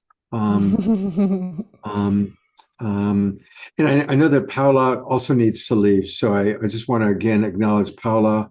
Ian, thank you so much for the wonderful work. I made one movie in my life, and I wrote it, directed, produced it, It was 3 years of my life. And I said, you know what? I'm never going to do that again. It was just too I stuck to television. Television, at least I'm doing something, and now I get to do 2 shows a week. So I respect and the 10 years it takes to make some movies. It's an incredible commitment. So thank you for the commitment, and thank you, Paula, for now sharing what you've learned and helping people to connect their creative expression. And there's Dawa. So we're kind of completing the Illuminate part of the show. We've got a lot more left, everybody. But let's just appreciate Ian, Paula, Dawa, and wonderful Tayana. And you talk about how much. It's a lot to make a movie. It's a heck of a lot to put together a festival. And so let's just give a lot of love to Tayana for taking on the incredible job of running a festival. Thank you, Scott. Thank you. And I have a beautiful group of people working alongside me who I couldn't do it without. So I appreciate all the good energy, and I will receive it in these last couple weeks as we lead up to the festival opening. So Scott, what a gift to have us all here together in community and sharing about the Illuminate Film Festival. We're so grateful for your spirit and your entire community's love. It's felt. Thank you so much. Absolutely. Dr. Laura just wrote, making a movie is like birthing a baby. Absolutely. Yes. Kathy writes, bless you all for this work. So thank you so much, everybody. And one more time, a reminder, the way to go is go to illuminatefilmfestival.com. illuminatefilmfestival.com. You can watch films on demand. Of course, I really want to encourage everybody, join the virtual festival. I can't wait to see the movies that we saw presented here tonight. And thank you. Look forward to a wonderful, successful festival, and God's blessings to each and every one of you. Thank you, Scott. Scott. Thanks, Scott. Thanks, everyone. Thank you, everybody. Thank you, everybody. Well, we still have a lot more left. We're about to bring up another person who's part of our Global Peace Tribe, and that's Dana Tomasino, who is also sticking her toe into creative expression. And she's going to share one of her creative expressions with us tonight. And then we're going to hear from John and Summer Raymer. We have another Fanny and Vigari song. So we've got some wonderful stuff coming up. But I'm going to now bring up Dana. And of course, those of you who were at our Los Angeles retreat, Dana was there. We were all in a big house together. Dana, tell us about this wonderful creative expression that we're about to watch and actually experience. And you need to unmute. Thank you, Scott, and aloha, everyone. So I have created what I call a sacred sound infusion in honor of water. And I did this for World Water Day, which was yesterday, to honor water. And before I go further, I just want to say, if you're able to listen with headphones or earbuds to what's going to be listened to in a few minutes, it really is optimal because it was designed to be listened to in that way for more of a multidimensional experience. So if you have those, run and get them. In any case, in the past few years, I've been developing my voice as a conduit for divine energy, for higher dimensional energy, the same kind of frequencies and energies that I work with in my healing work. And I've begun to create these sacred sound infusions. And even more recently, I've begun to combine them with video. And this one is on water. And I have to say that I've had a very long, inspired journey in my life, a long relationship with water. And it started even in my late adolescence. I became interested in water as an energetic communicator, quite a bit before those concepts became more popularized globally. So I had that interest and that passion, and it was actually that passion to understand water as an energetic communicator, really as a consciousness, that opened up my whole spiritual path. And that interest and passion led me to the HeartMath Institute, where I became part of their scientific research team for 12 years and some of the very early research that I did there in the first few years was on water, water and subtle energy, water's ability to hold and transmit information. And I really believe that water is probably the most advanced consciousness that exists on our planet. It is a multidimensional consciousness. It has an intelligence. It is a master energetic communicator. And I would say that all of the bodies of water on our planet form an energetic communication network. And actually, it's my dream to also eventually work with sound in water, to work with sound in water environments, and to work with sound in the ocean, to work with some of the Earth's energy grids that lie in the ocean using sound. So as we listen and view the images that I put together for this video and the sound transmission, I encourage you to not just listen as though you're listening to a song or view it as though you're viewing a program, but just immerse yourself in the sound and in the images, be in them. And in fact, I would just like to kind of lead us in just a mini meditation to connect with water, the essence of water, water as consciousness. So let's just take a few moments to connect with our heart.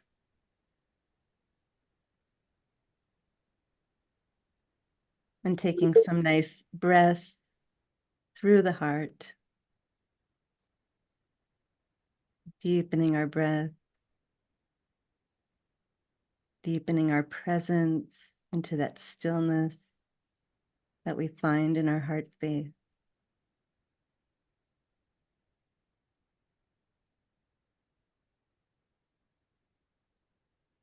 And from this space in the heart, let's imagine that we are actually immersed in water, that water is surrounding us and holding us. And from this space, we can begin to radiate this pure love into water.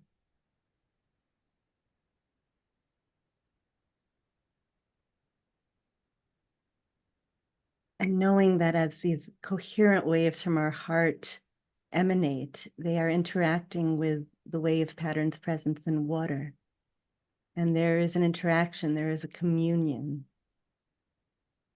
And we can intend to deepen that connection, to deepen that communion with the essence of water.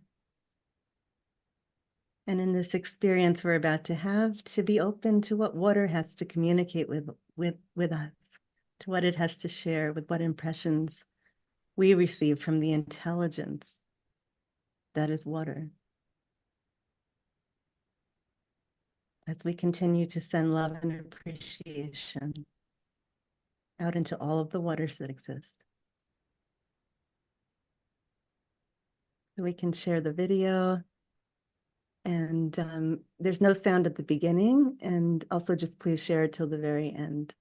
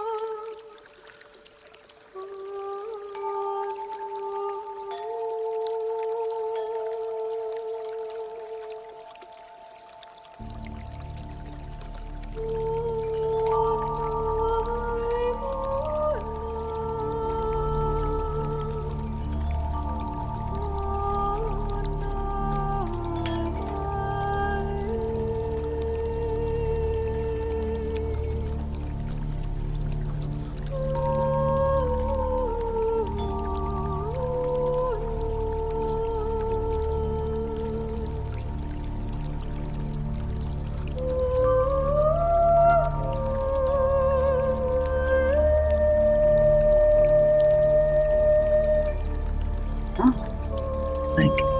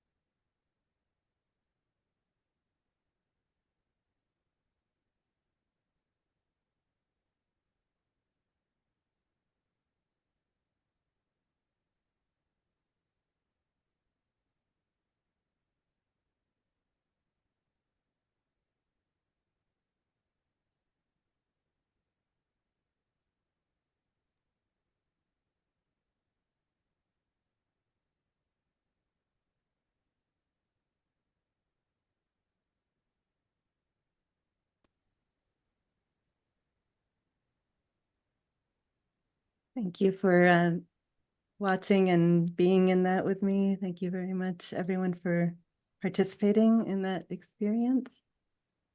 It's beautiful. I love the synchronicity that literally just coming into our Zoom room was one of our wonderful Global Peace Tribers who calls herself Waterfall.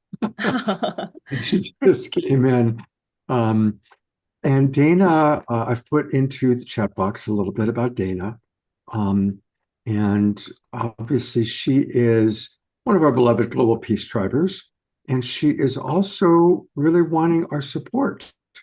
And so she has created a GoFundMe, which I just donated to actually while the video was playing. Thank you for that. You're welcome. And here it is. So we can support Dana's work in sacred sound. She's looking to raise $4,444.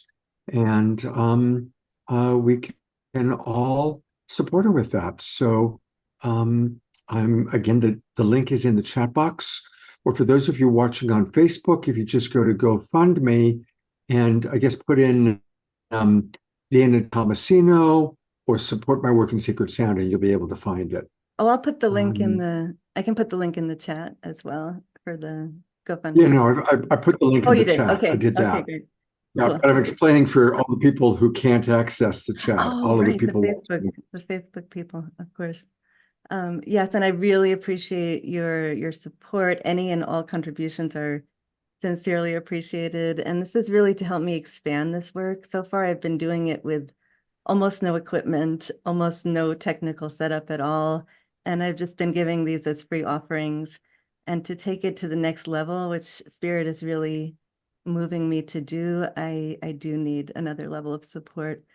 So I appreciate this community and your care and your support, and please share the link too. You never know who's gonna drop in and what synchronicities and miracles that we'll have.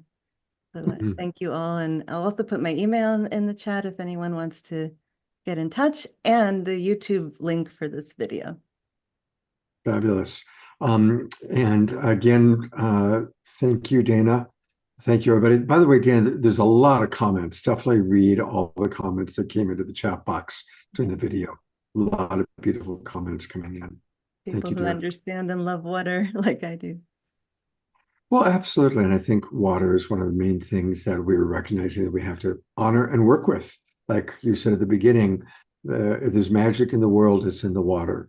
And for Waterfall Good, wondering, what were you talking about when I came in?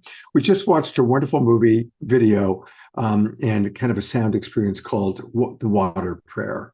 And the link is in the chat box. We'll pop it back in there again. You know, more and more what I'm doing with Global Peace Tribe is really helping us to come together as a community. And that shows up in raising money for people like Piper Dillums and Eleanor Joy, and tonight for Dana. And more, I'm really wanting to put the spotlight on some of you. And so next Wednesday night's show, once every 3 months now, we do what I call the community show, where we hear from you. And so if any of you have been a little bit shy, but you know, there's something you'd like for our tribe to know about. It might be an author that you love. It might be music that you really enjoy, or it might be something you're doing. Just like, you know, in a moment, we'll hear from Christy Michaels, who's always got something that she's doing. Wednesday night, this upcoming Wednesday night, March 27th, is the night to do that. So for those of you watching on Facebook, if you haven't joined the Global Peace Tribe, this is a really good time to do it. And it's easy. Just go to globalpeacetribe.com, globalpeacetribe.com. And that takes you to our website, and you can learn all about it. It's all about the different shows and events that we do, a little bit about our history. You can get a wonderful free book provided by Deborah Giusti, and then click register for the new season. And this is a great time to register for the new season because it actually starts in April, although we've let people in a little bit early. And it goes all the way through till the end of June. What does that mean? It means that you're going to get the personal Zoom room links to all of our shows from now through June 30th. And we do a show every Wednesday night and every Saturday night. Plus, this spring, I'm doing a lot of special events. We're going to do another evening with Marianne Williamson, just us interviewing and talking with her. We're going to be doing something with Michael Beckwith, something with Andrew Harvey, and we're going to be doing more and more hybrid events, kind of like the one we did last week with the Twin Ray, where we have a live event that I'm co-hosting either in Ashland, Oregon, or in Marin County. People can come to the live event, or all of you can watch it online. And we're going to be doing quite a few of those this spring. So come and join the Global Peace Tribe. We do need your support to make all these things happen.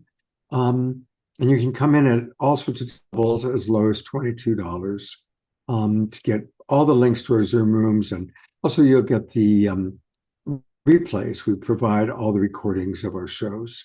We're about to celebrate, in 2 weeks, we'll be celebrating our completion of 4 full years and over 500 editions of Global Peace Tribe shows. So a lot going on, and come be a part of it.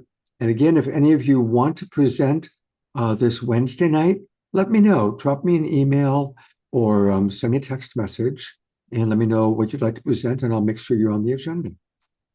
And speaking of community, 2 of the great community builders I've ever met are John and Summer Raymer, and they are with us tonight.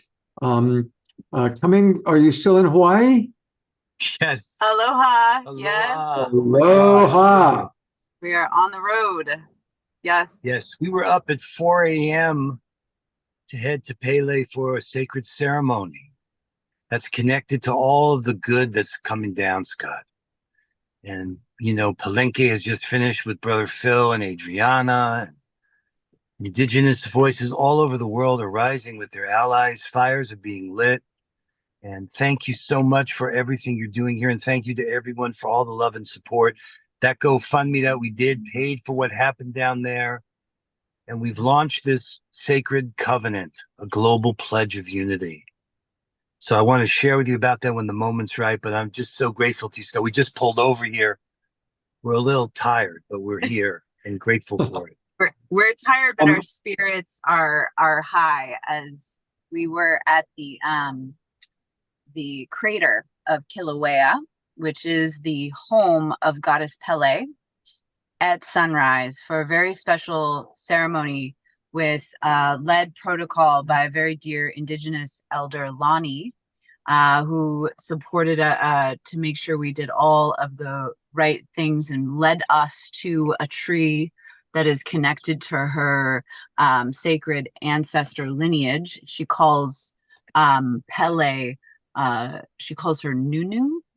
Right. Yeah, like grandmother, Pele. So yes, and we are so grateful to be here. And on the other side of Dana's offering to that beautiful water, as the ocean surrounds us here, the medicine. So grateful to come in on those frequencies with our dear sister Dana. Yes. So I've pulled up, I'm assuming since you're in a car, it might not be so easy for you. Here is what we're talking about, the sacred covenant of uniting humanity and restoring Mother Earth. Right, that's the covenant right there. Right. So tell us about it. And then if you want, I can click to the pledge when the time is right. But tell us a little bit about this. Yeah, it's really beautiful because it seems to touch a part that all of us can relate to. This idea to unite humanity and restore Mother Earth. And we've gotten a ton of responses already. And then what I went ahead and did, and I did this before during Awakening to Humanity's Sacred Mission, is I've summarized these. I went to ChatGPT and I said, okay, take all of these responses to the question, why did I make the pledge? And we thought it would be nice for you guys to hear our collective voice. This is what people have said so far as summarized by ChatGPT, okay? So why did I make the pledge? Well, driven by a profound personal and spiritual... Okay, hold on. What did I do here? Yeah, let me. And so this is a distilling down of many voices around the world alongside Palenque. that have been sharing their pledges. And this is a distilling down of the sort of voice collectively, along with Palenque. Driven by a profound personal and spiritual call to action, individuals making the pledge to unite humanity and restore Mother Earth, embrace indigenous wisdom, integrating sustainable practices, rewilding and harmonious coexistence with nature. This commitment, fueled by a deep sense of responsibility towards future generations and the planet, acknowledges the urgent climatic, ecological, and spiritual crises our global community faces. It underscores the belief in the profound power of unity, love, and collective action, guided by the rich insights of indigenous cultures that honor our interconnectedness with all beings.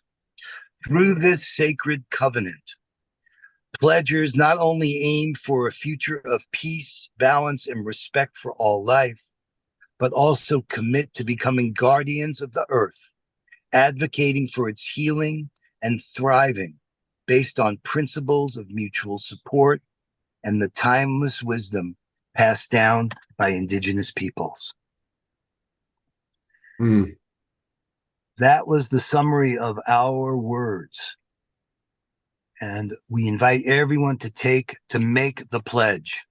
So, And also it's the words with Palenque, because all the ceremonies that happened in Palenque is connected to so many of us that it's time we want to restore our humanity, and it's time for us to do it. So this is an opportunity, and many people that were at Palenque, they participated in this pledge, and it was a very significant part of the conversations that I think would be really good to share that context as well, as those ceremonies came to a close today.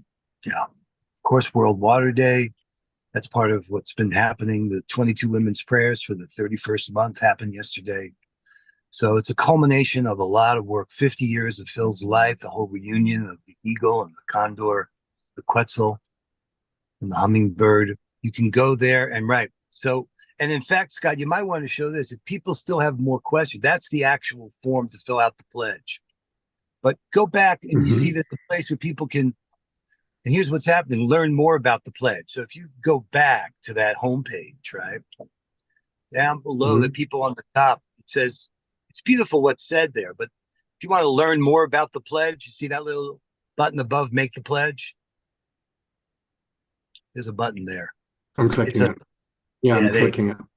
And that kind of unveils in more detail there are 4 sections. And there's the foundational framework, there's the core commitments, there's the strategic approaches, and then there's this continuous improvement. So the idea is that we continue to evolve this narrative about our sacred covenant, and we can evolve the pledge over time. Just in the way you heard me summarizing here, that's what we intend to do.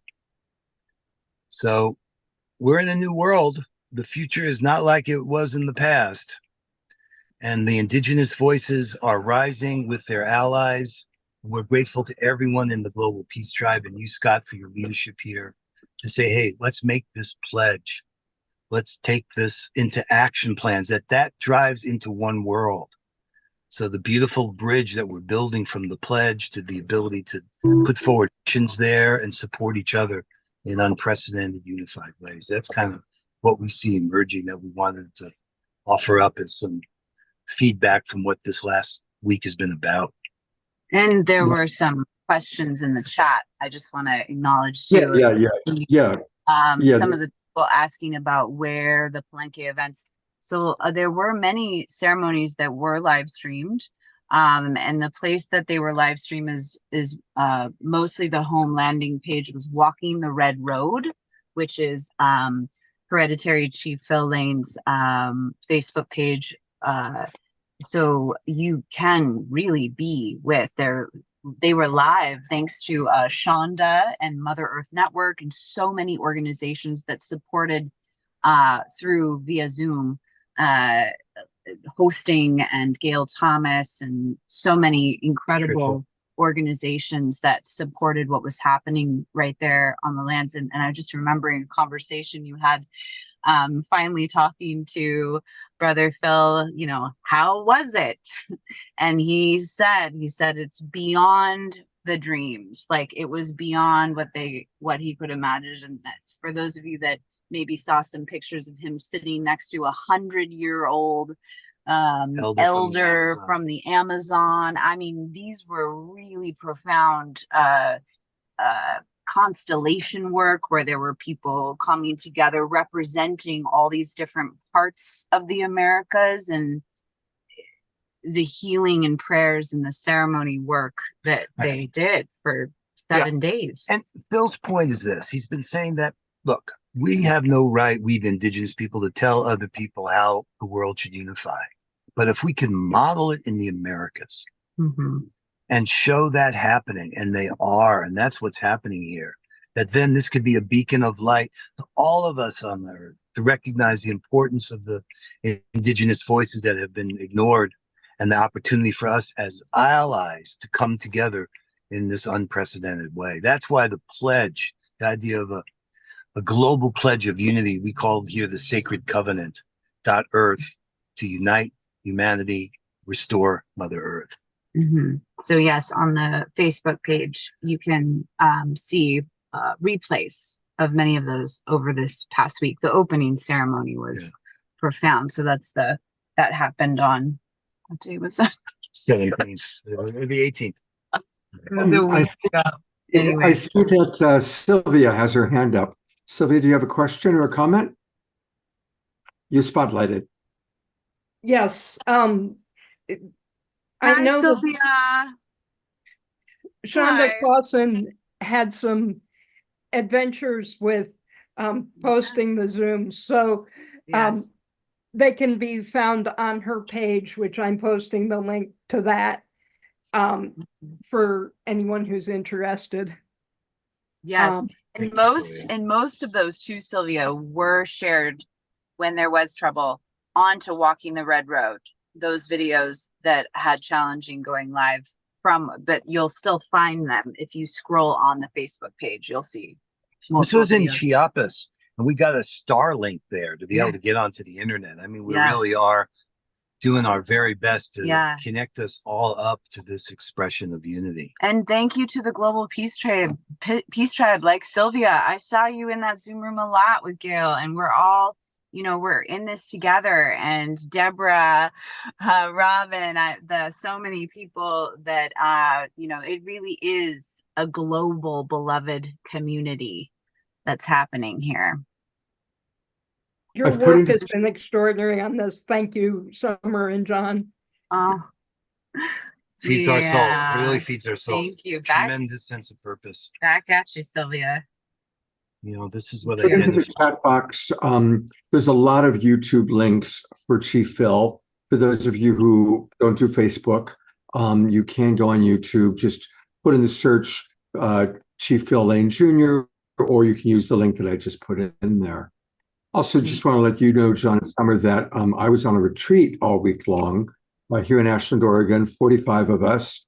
And we lit a sacred fire using ashes, because it was with the Twin Ray. They were with Chief Phil when the original 8th fire was lit. He gave them some of the ashes. We took those ashes, created a huge bonfire that we lit before sunrise on the day of the equinox, praying and connecting to our tribe in Palenque. And so it was very, very powerful. So I just want to let you know.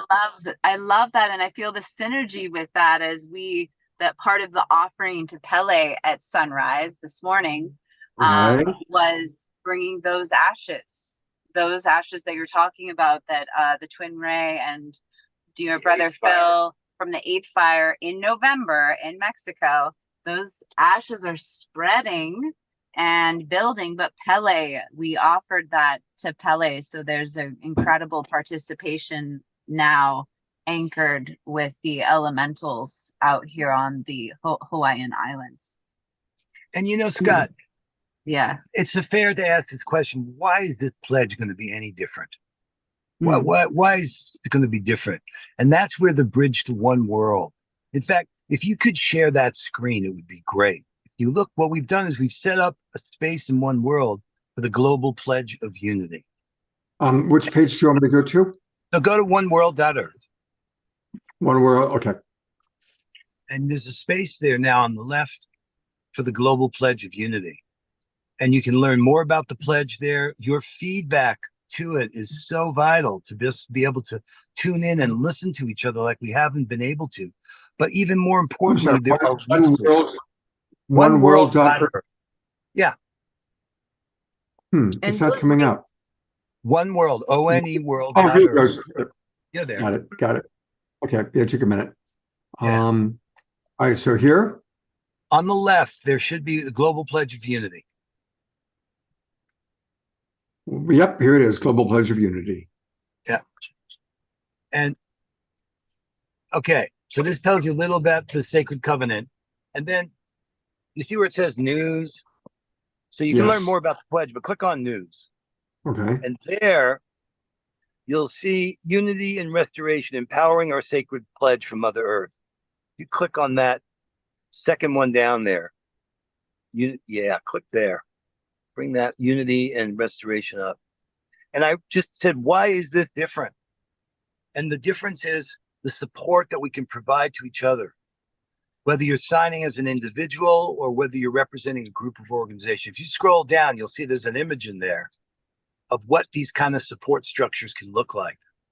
Whether, we've got people that are helping us find these grants for people who need support for their organizations. There's resources here to help us learn. We've got Patricia Ann Davis's course up there, the course on radical collaboration by teaming up.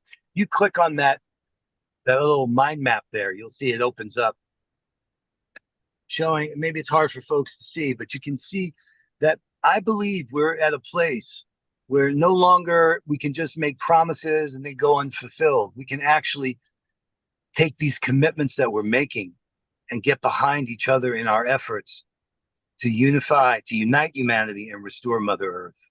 And it's there. And that's where the bridge to follow through. It's awareness plus commitment that's followed through upon that's going to make the change. And a lot of those links are sent when you do actually make the pledge, not take the pledge.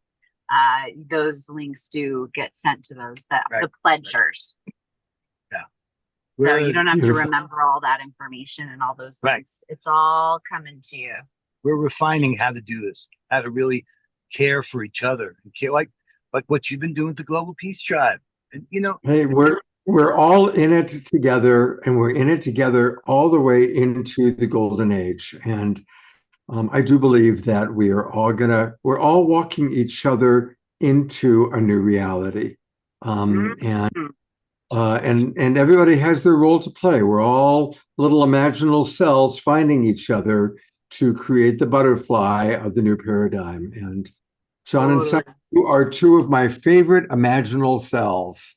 Oh, we love you, Scott. Love you, Scott. Well, we are imaginal cells right there with you, and some really profound wings that we are, it's time to stretch those wings with the condor, the eagle, the quetzal, and the hummingbird to feel into what, wings we are connected to wherever we are on planet Earth. And time again, I'm reminded of that when I'm with you, Scott, of that sense that we really are in this together, and every movement matters as we are dancing souls to that song. I just think of our dear sister Kristen Hoffman. Welcome to the golden age. I mean, by the way, Kristen is my co-host for next week's show. And next week's show is all about how we raise our vibration together, how we raise our frequency together. And Kristen's got some great things planned. So, and earlier today we had the Illuminate Film Festival on. Every year we support the Illuminate Film Festival, and oh my God, these amazing films that have been made. We had the woman who made the movie Awake. I don't know if you saw the Yogananda documentary a few years ago.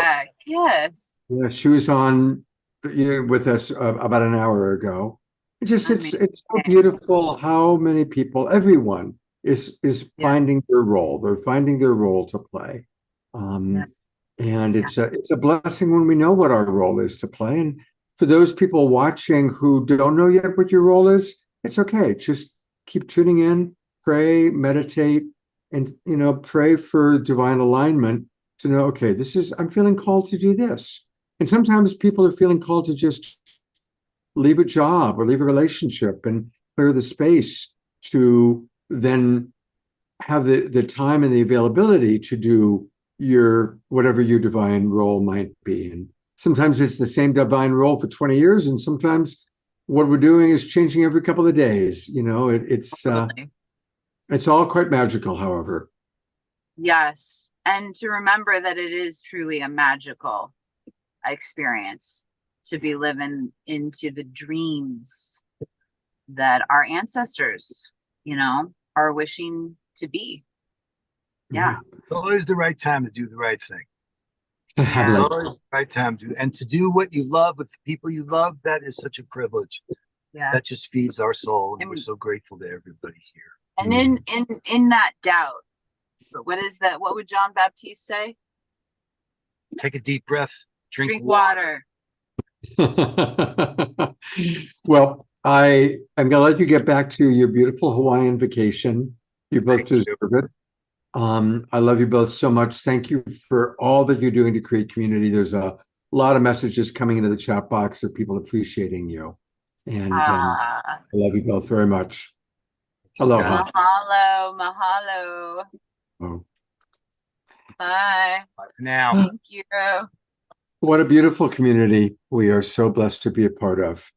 We still have a few more things left. We're going to hear from Christy Michaels. We're going to have a final Fanny and Vigar song, and Diara is going to lead a group healing experience for us.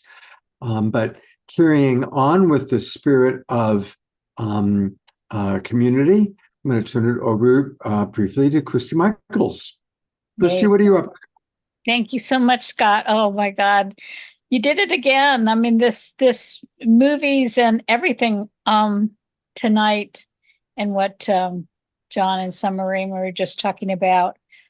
We are having the 14th annual Magdalene Moonrise Easter celebration on Easter evening, because the feminine is the moon. So we do a moonrise service. Typically, Easter is a sunrise service for the masculine.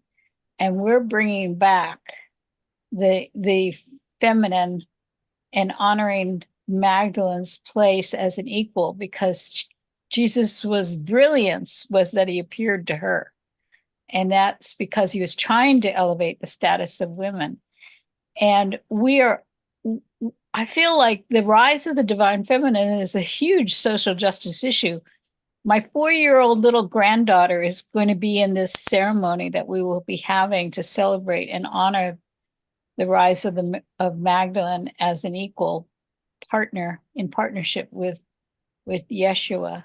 She is being raised Jewish, and that one of the social justice issues is that when the crucifixion happened, you had the split and the demonizing of the Jewish people, and this rise of this white nationalist Christian evangelical movement that's separating out. We're bringing it back together for healing. And so my little granddaughter is going to walk down the aisle carrying in front of her heart the painting of Mary Magdalene as an empowered, enlightened feminine that was done by an artist up in Mount Shasta. And so I went over to show her the painting, and she looked at the painting and she just stopped for a minute. And she went, wow, she's beautiful. It was like her eyes fell on this sacred, empowered feminine, and she was being informed. Now, when I was 4 years old, my mother didn't even have a clue. We didn't even know that there was a Gospel of Mary Magdalene that told about how empowered Magdalene really was and what a leader she was in her partnership with Jesus. None of that, it was all suppressed. She was a prostitute and a penitent sinner and all this stuff. And the Gospel of Mary Magdalene revealed, no, there is no sin. And not only that, but she became in what is called full consciousness, that like the movie Awake, she was the awakened one. She realized she got that. And the other thing about the ceremony is it's supposed to be heaven on earth, not heaven in the heavens. It's supposed to be heaven on earth. So we will have, I am being sent, the ashes from the eighth fire will be in our ceremony. We are going to show the Koji film with the messages from the Divine Mother. We will have an altar area where people can pray to the Cosmic Mother. The sanctuary where we're going to be in at Fairfax Community Church is full of beautiful, stunning artwork, all about the Cosmic Mother and the Black Madonna and Magdalene and whatnot. So if you can't be there physically in person, you can come and be online.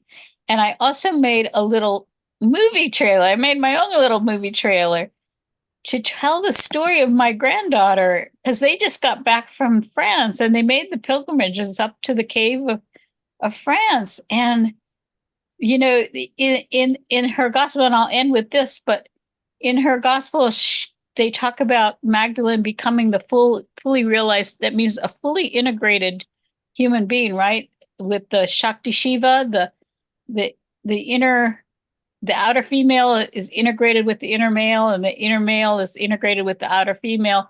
I mean, it's like both and. We learn to become whole.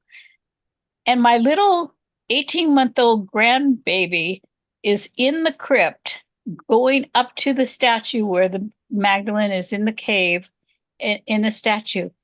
And she knows how to walk. And she gets down on her hands and knees, and she makes the pilgrimage up to the statue, crawling, hands and feet. And then when she stands up before the Magdalene, she's eye to eye with her. And she looks at her and she goes, Mama, Papa, Mama, Papa. She recognized that she was before an integrated whole person. So I put the link to the film in the chat, and you can go to my website, gospelofmarymagdalene.info, and the little movie trailer is on there, and the beginning tells that story of their little pilgrimage, and you can see Magdalene, a little 18-month-old seeing Magdalene for the first time, and she's like, wow, Mama, Papa, Mama, Papa. I mean, this is, and by you showing up and participating and helping to support us and buying your tickets and being a part of this, you give these children a chance to be raised with the knowledge of the risen feminine. So thank you, Scott, for supporting. Thank you so much. So again, you can learn more by going to gospelofmarymagdalene.info, and I'm pulling it up right now for us to look at. gospelofmarymagdalene.info, and you can learn all about this amazing event that's going to happen on Easter Keep going down Sunday. just a little bit more, and you'll see the movie. There's the little movie trailer about the fairy tale. We're changing the fairy tale for little girls. Fabulous. So, thank you. Thank you so much for all that you do, and hopefully a lot of you will be able to make it on Easter Sunday. What a beautiful way to celebrate the true Easter. Thank you, Christy. Thank you so much. Bye. All right. Well, it's been another amazing, wonderful show. And we are going to go to Fanny and Vigari for some music. Just want to let people know again, next Wednesday night is our community show. Already some of you have reached out to me with ideas that you should like to share, contribute. So please, everybody, join us Wednesday night. Also, it's real important for everybody to register for the new season. We do have a new season starting in 1 week. So register now so that you don't miss any editions of The Awakening World. And as I said before, I'm really excited about a lot of the special events that I'm going to be putting on. We're going to be doing a lot more than just the Wednesday and Saturday night shows. So I'm putting into the chat box how to register. come join us. And honestly, we need your support to keep things moving and grooving and moving forward. So please do come and register, join us next Wednesday night, our community show, and a week from tonight, Kristen Hoffman and a lot of wonderful people. And it's all about raising our vibration together, raising our frequency. So, and I think Fanny and Vigari are giving me the cue that they're about ready. So I'm going to switch over to them. Hey, you two, have you enjoyed the show? It's been wonderful, quite interesting. It was amazing. Oh, good. Elevating, illuminating, to see our family is alive around the world and how we connect with each other and how important it is to remember who we truly are, to live here in harmony with one another, to go back to our true selves on this planet Earth. Thank you for this wonderful show. We are illuminating and remembering ourselves. So here we go with our song, Remember, which is on our Bandcamp. Go get it. Much love. Here we go.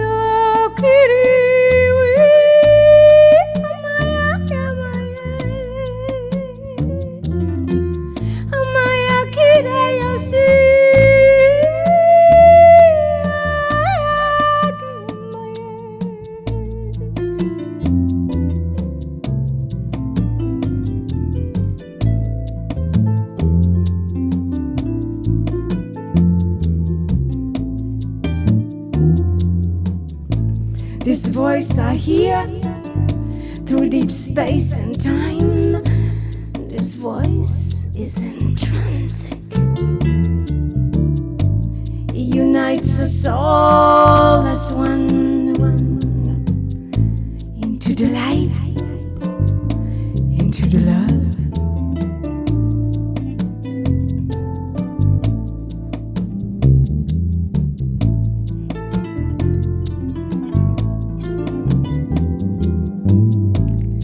Source of all things. You came into life, you did, you are. Here you are, here you are. Remember? Remember?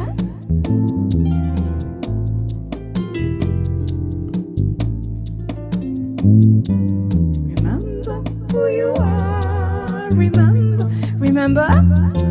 Remember who you are. Remember who you are. Remember. Remember who you are. Remember.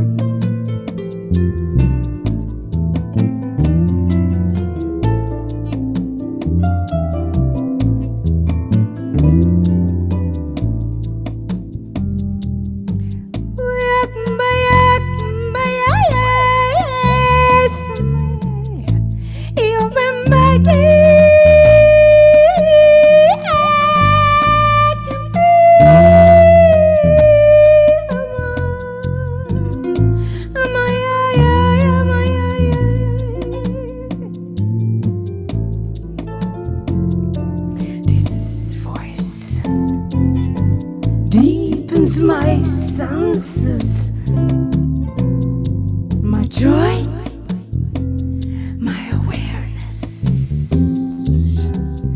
This light becomes a blissfulness.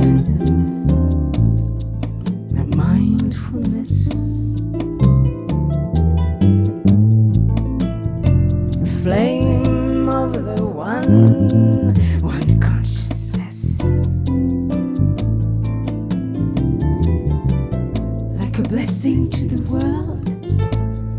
You came into life. You did. You are. Here you are. Remember? Remember? Remember who you are. Remember. Remember who you are. Remember. Remember who you are. Remember. Remember who you are. Remember.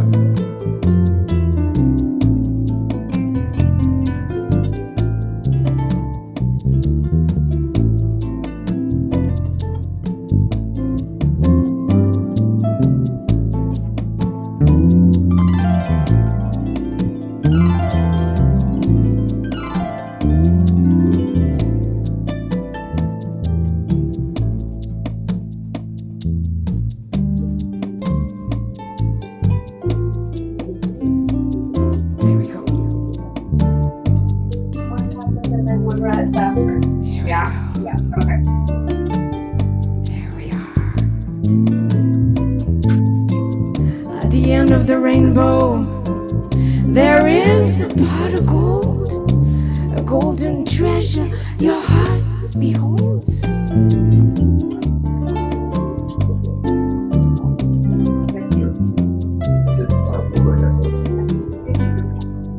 I'm just gonna let the doctor know. The golden treasure of your heart is gold, gold at the end of the rainbow.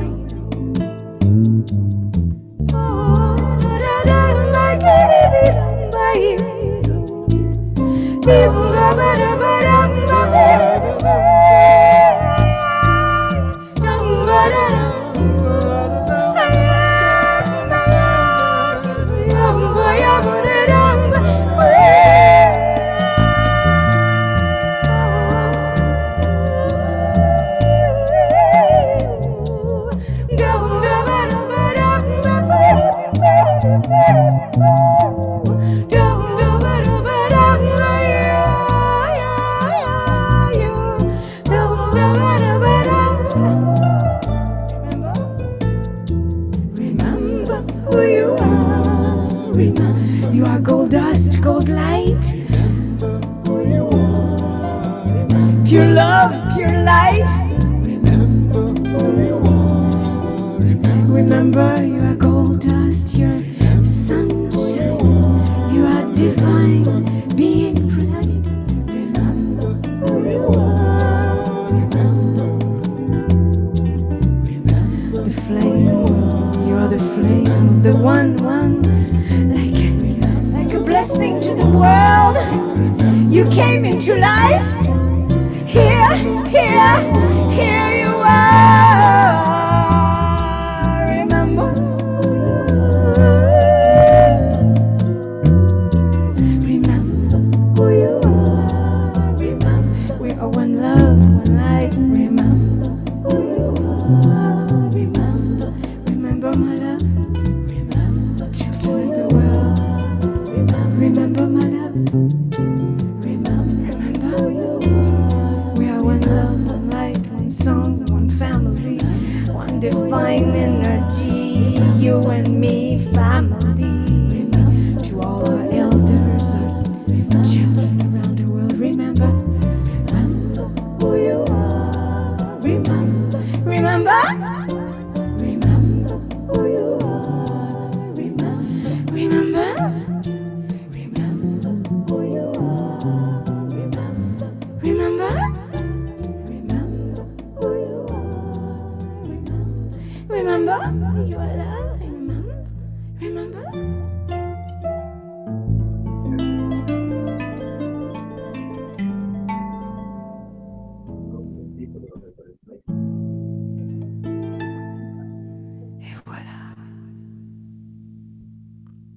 Beautiful, beautiful, beautiful, beautiful.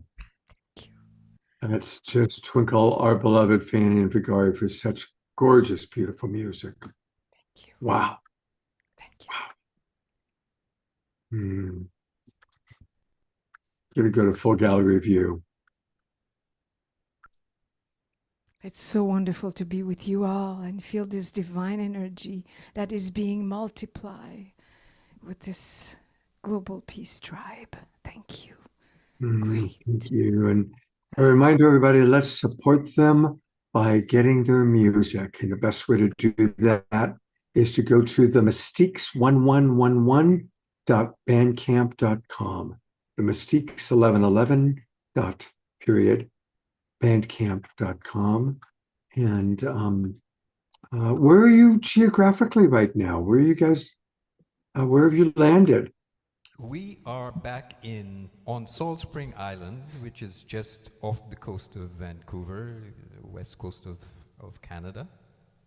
And while we look for our permanent home, we're staying at the house of a friend who has been kind enough to provide us with So this is our bedroom here, baby. We are Oh my having a God. bedroom concert show. Yeah, this is a bedroom It concert. does not look like a bedroom. It looks like the most beautiful studio in the world. You guys did a fantastic job. It looks fabulous. Wow.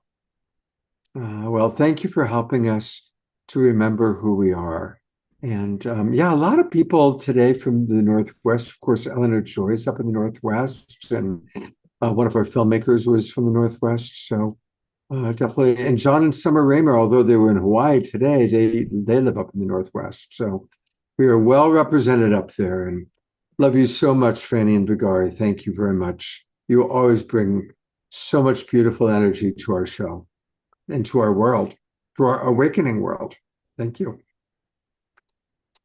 All right. Well, we are going to conclude with we always do, or almost always do, some form of a healing experience. Sometimes it's KES group healings. And our wonderful Diara is going to, she is, used to be Omashar as the Alpha and the Omega. Well, now it's Diara. She started with the cheerleading of our Awakening World video, and now she's going to close us out with a beautiful healing experience. So thank you so much. I want to bring up Kit Thomas for a moment. Kit, you are actually on right now. If you can hear me, this is my other namesake. People always got Scott Thomas confused with Kit Thomas. He also is the beloved of our co-host tonight, Tayana David. And I noticed you popping on, so I want to say hello, Kit. Blessings and gratitude. How's everything going with all that you guys are creating for the festival? We've been climbing the mountain of producing this festival for about 4 months now, and no matter how hard, how fast we climb, it seems like the top is still just as far away. Finally, it's starting to feel closer. We're 2 weeks out, and so much has come together. As Tayana mentioned earlier, there's such a beautiful constellation of souls that have come together to help birth this next generation of the Illuminate Festival, which was incubated for 9 years in Sedona, and now which is a community of 9,000 people. And the board felt that it was ready to be in a larger community and closer to an airport, and so. But it has been basically a whole reinventing of a lot of it to scale it up to be a Santa Barbara Film Festival, and but we're so excited. It's hit a point now where it feels like we're in the groove, and well, congratulations. I know it's a lot of hard work, and I love you, my brother, and I know it's going to be great. A lot of our people have signed up for the virtual pass. I know some people are having a little trouble. A couple of people mentioned they were having trouble figuring out how to get the virtual pass, but some of our people did, and some are having trouble. Two things about that. First of all, if there's time and if anybody's interested, first of all, they can reach out to us. But if you want to put the Illuminate homepage back up, I can just show everybody quickly how to find their way to that. But the other thing is that for people who may be interested in coming to Santa Barbara or who are in Santa Barbara, there are lots of individual tickets left. The all access passes sold out so fast. It was crazy. We had no idea that was going to happen. But literally for every film, there's plenty of individual tickets left. And for Deepak Chopra on Friday night, for Joe Dispenza on Saturday night, that we have tickets available. And if you're having trouble, feel free to reach out to me or Tayana. Okay, but show us what's the easiest way for people to buy the virtual package? Tayana, just let's make sure. Yeah, so Tayana's gonna just make sure I do this right. So if we go to 2024 festival and scroll down just not very far, you see virtual on the right, in person on the left. Right.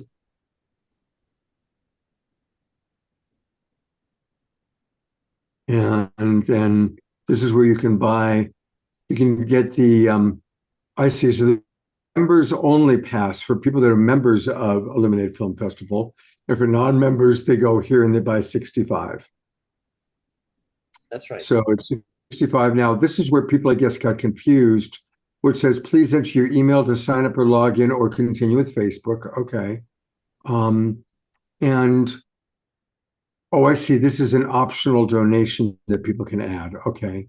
Right. So then they can just, we'll say continue with Facebook, continue with Scott. You know, there are individual tickets even available for the virtual festival, but it's silly that the pass is so inexpensive. It's silly not to just grab one, because it gives you access to everything, not just the films, but also panels and interviews, post-screening discussions and things like that, plus the award ceremonies that won't have happened at the live event. The audience award is going to be announced. That's going to be a live event in the virtual festival. And also Emmanuel and the Holo Movement are going to be doing a really beautiful presentation about the Holo Movement live during the virtual festival. Fantastic. Fantastic. Well, thank you, Kit. Take good care of Tayana. I know it's going to be a big success, and we'll stay in close touch. Thank you, beloved community. Thanks to the master puppeteer. All right. And there's our beloved Eleanor Joy, who is still moving and grooving to this last song. We love you so much, Eleanor Joy. And just wanted to pop you on again for people to send you lots of love. All right. We are going to conclude with a wonderful healing experience. Thank you so much, Tiara. And put a spotlight on you and share with us what we're going to be experiencing. Thank you, Scott. Hello, everyone. What a beautiful, beautiful evening. Just filled with the sound of the water and Dana's voice and the music by Fanny and Vigari. That was just magical. And so we're going to continue that magic. We're going to continue the integration of our masculine and divine feminine selves. And we're just going to fall into prayer and see what happens. So everyone, make yourselves comfortable, even more comfortable than you are.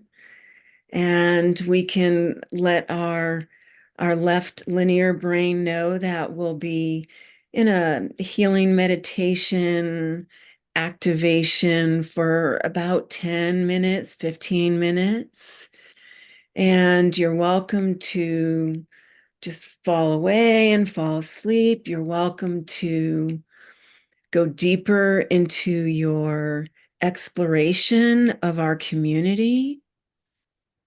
You're welcome to go deeper into your exploration of yourself.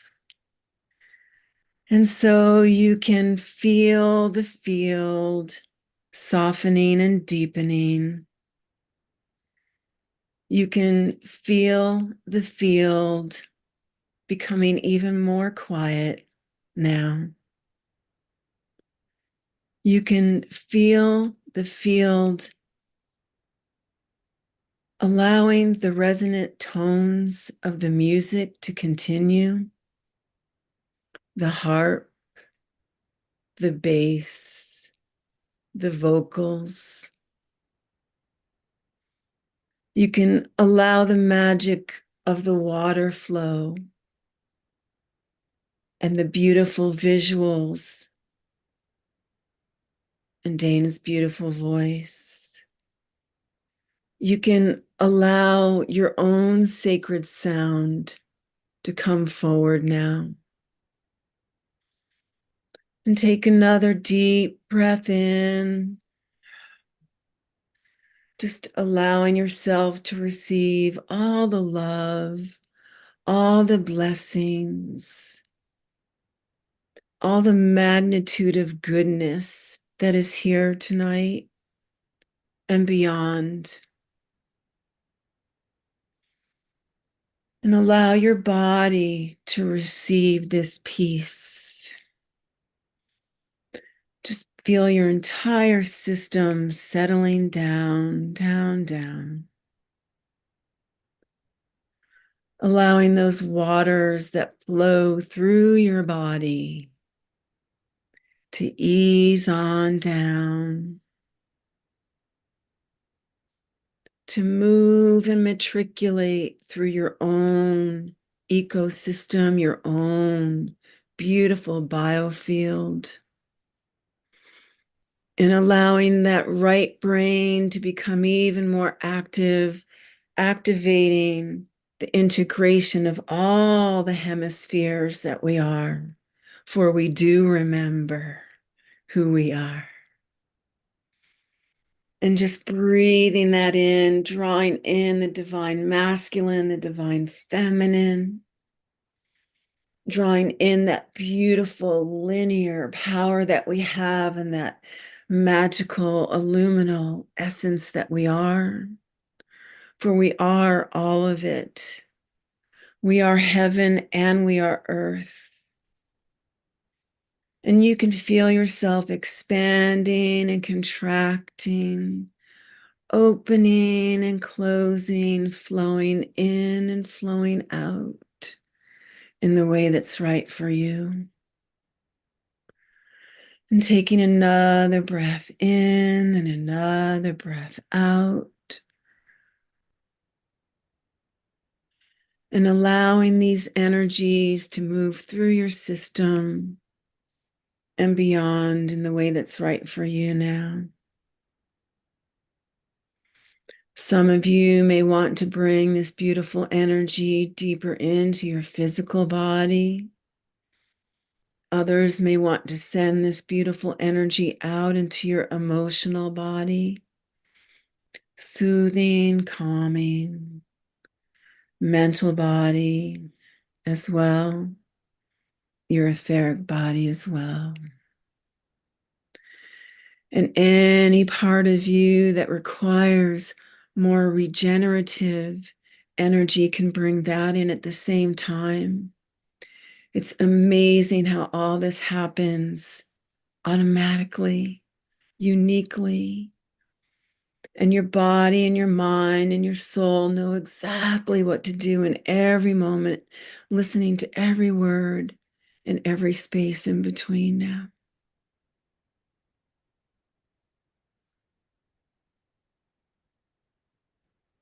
Allowing that silence to fill the spaces. Allowing that light to come in. Filling your entire being, your entire essence with more light now. And some of you may experience that light in your body. Some of you may see that light. Some of you may feel that light. You may feel it as heat or coolness. And just noticing, noticing, noticing as you drop down even deeper now. And as you allow yourself to traverse time and space, going beyond time and space now, going back to your original essence, your original blueprint, back when you were a mere speck of a thought, a whisper. And in this space, when you were and are indeed all of it, allowing the magnitude of that strength, that divine masculine strength that you are, no matter what body you're in this lifetime. And allowing the beautiful softness of your divine feminine to come in again to this body, no matter what you are and who you are. And notice your own version of that and how that fits into your desires and your makeup. Notice that the divine feminine is strong as well, and the divine masculine so soft and loving, compassionate. The divine feminine, that fierceness when you're protecting from love, and that divine masculine when you're showing grace and maximum compassion. And just allow those different energies to move through your body, integrating. Allow yourself to explore desire to accentuate more of one than the other. Allowing yourself to be even more feminine and graceful. Allowing yourself to be more steadfast and true. That divine beauty that you are, the all of it.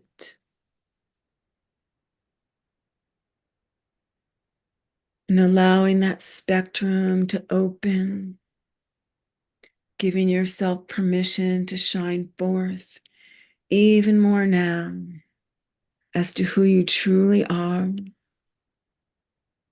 For we have all been all of it. And just breathing that in, allowing the truth of that to continue to permeate.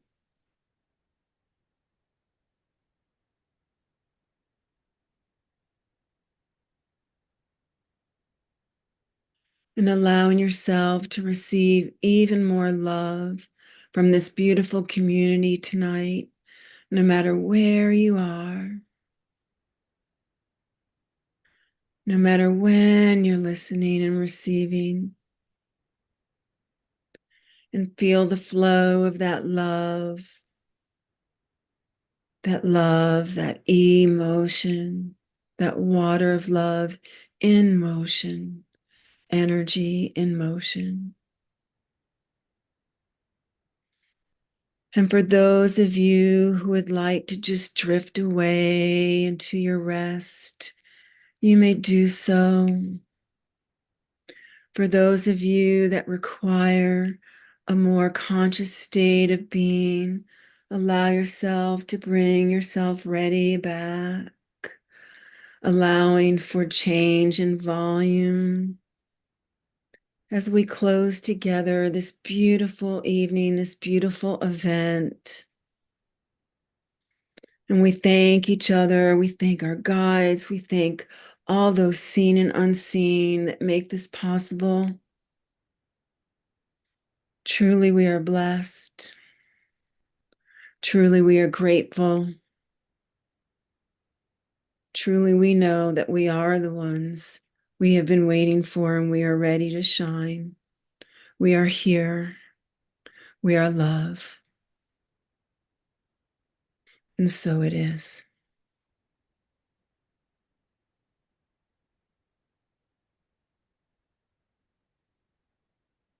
And just breathing in as you allow yourself to recalibrate, to continue to rejuvenate.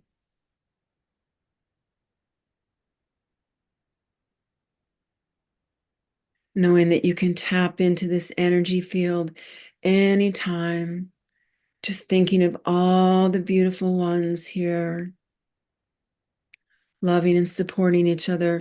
We are family. We are friends who have become family. Thank you, Scott.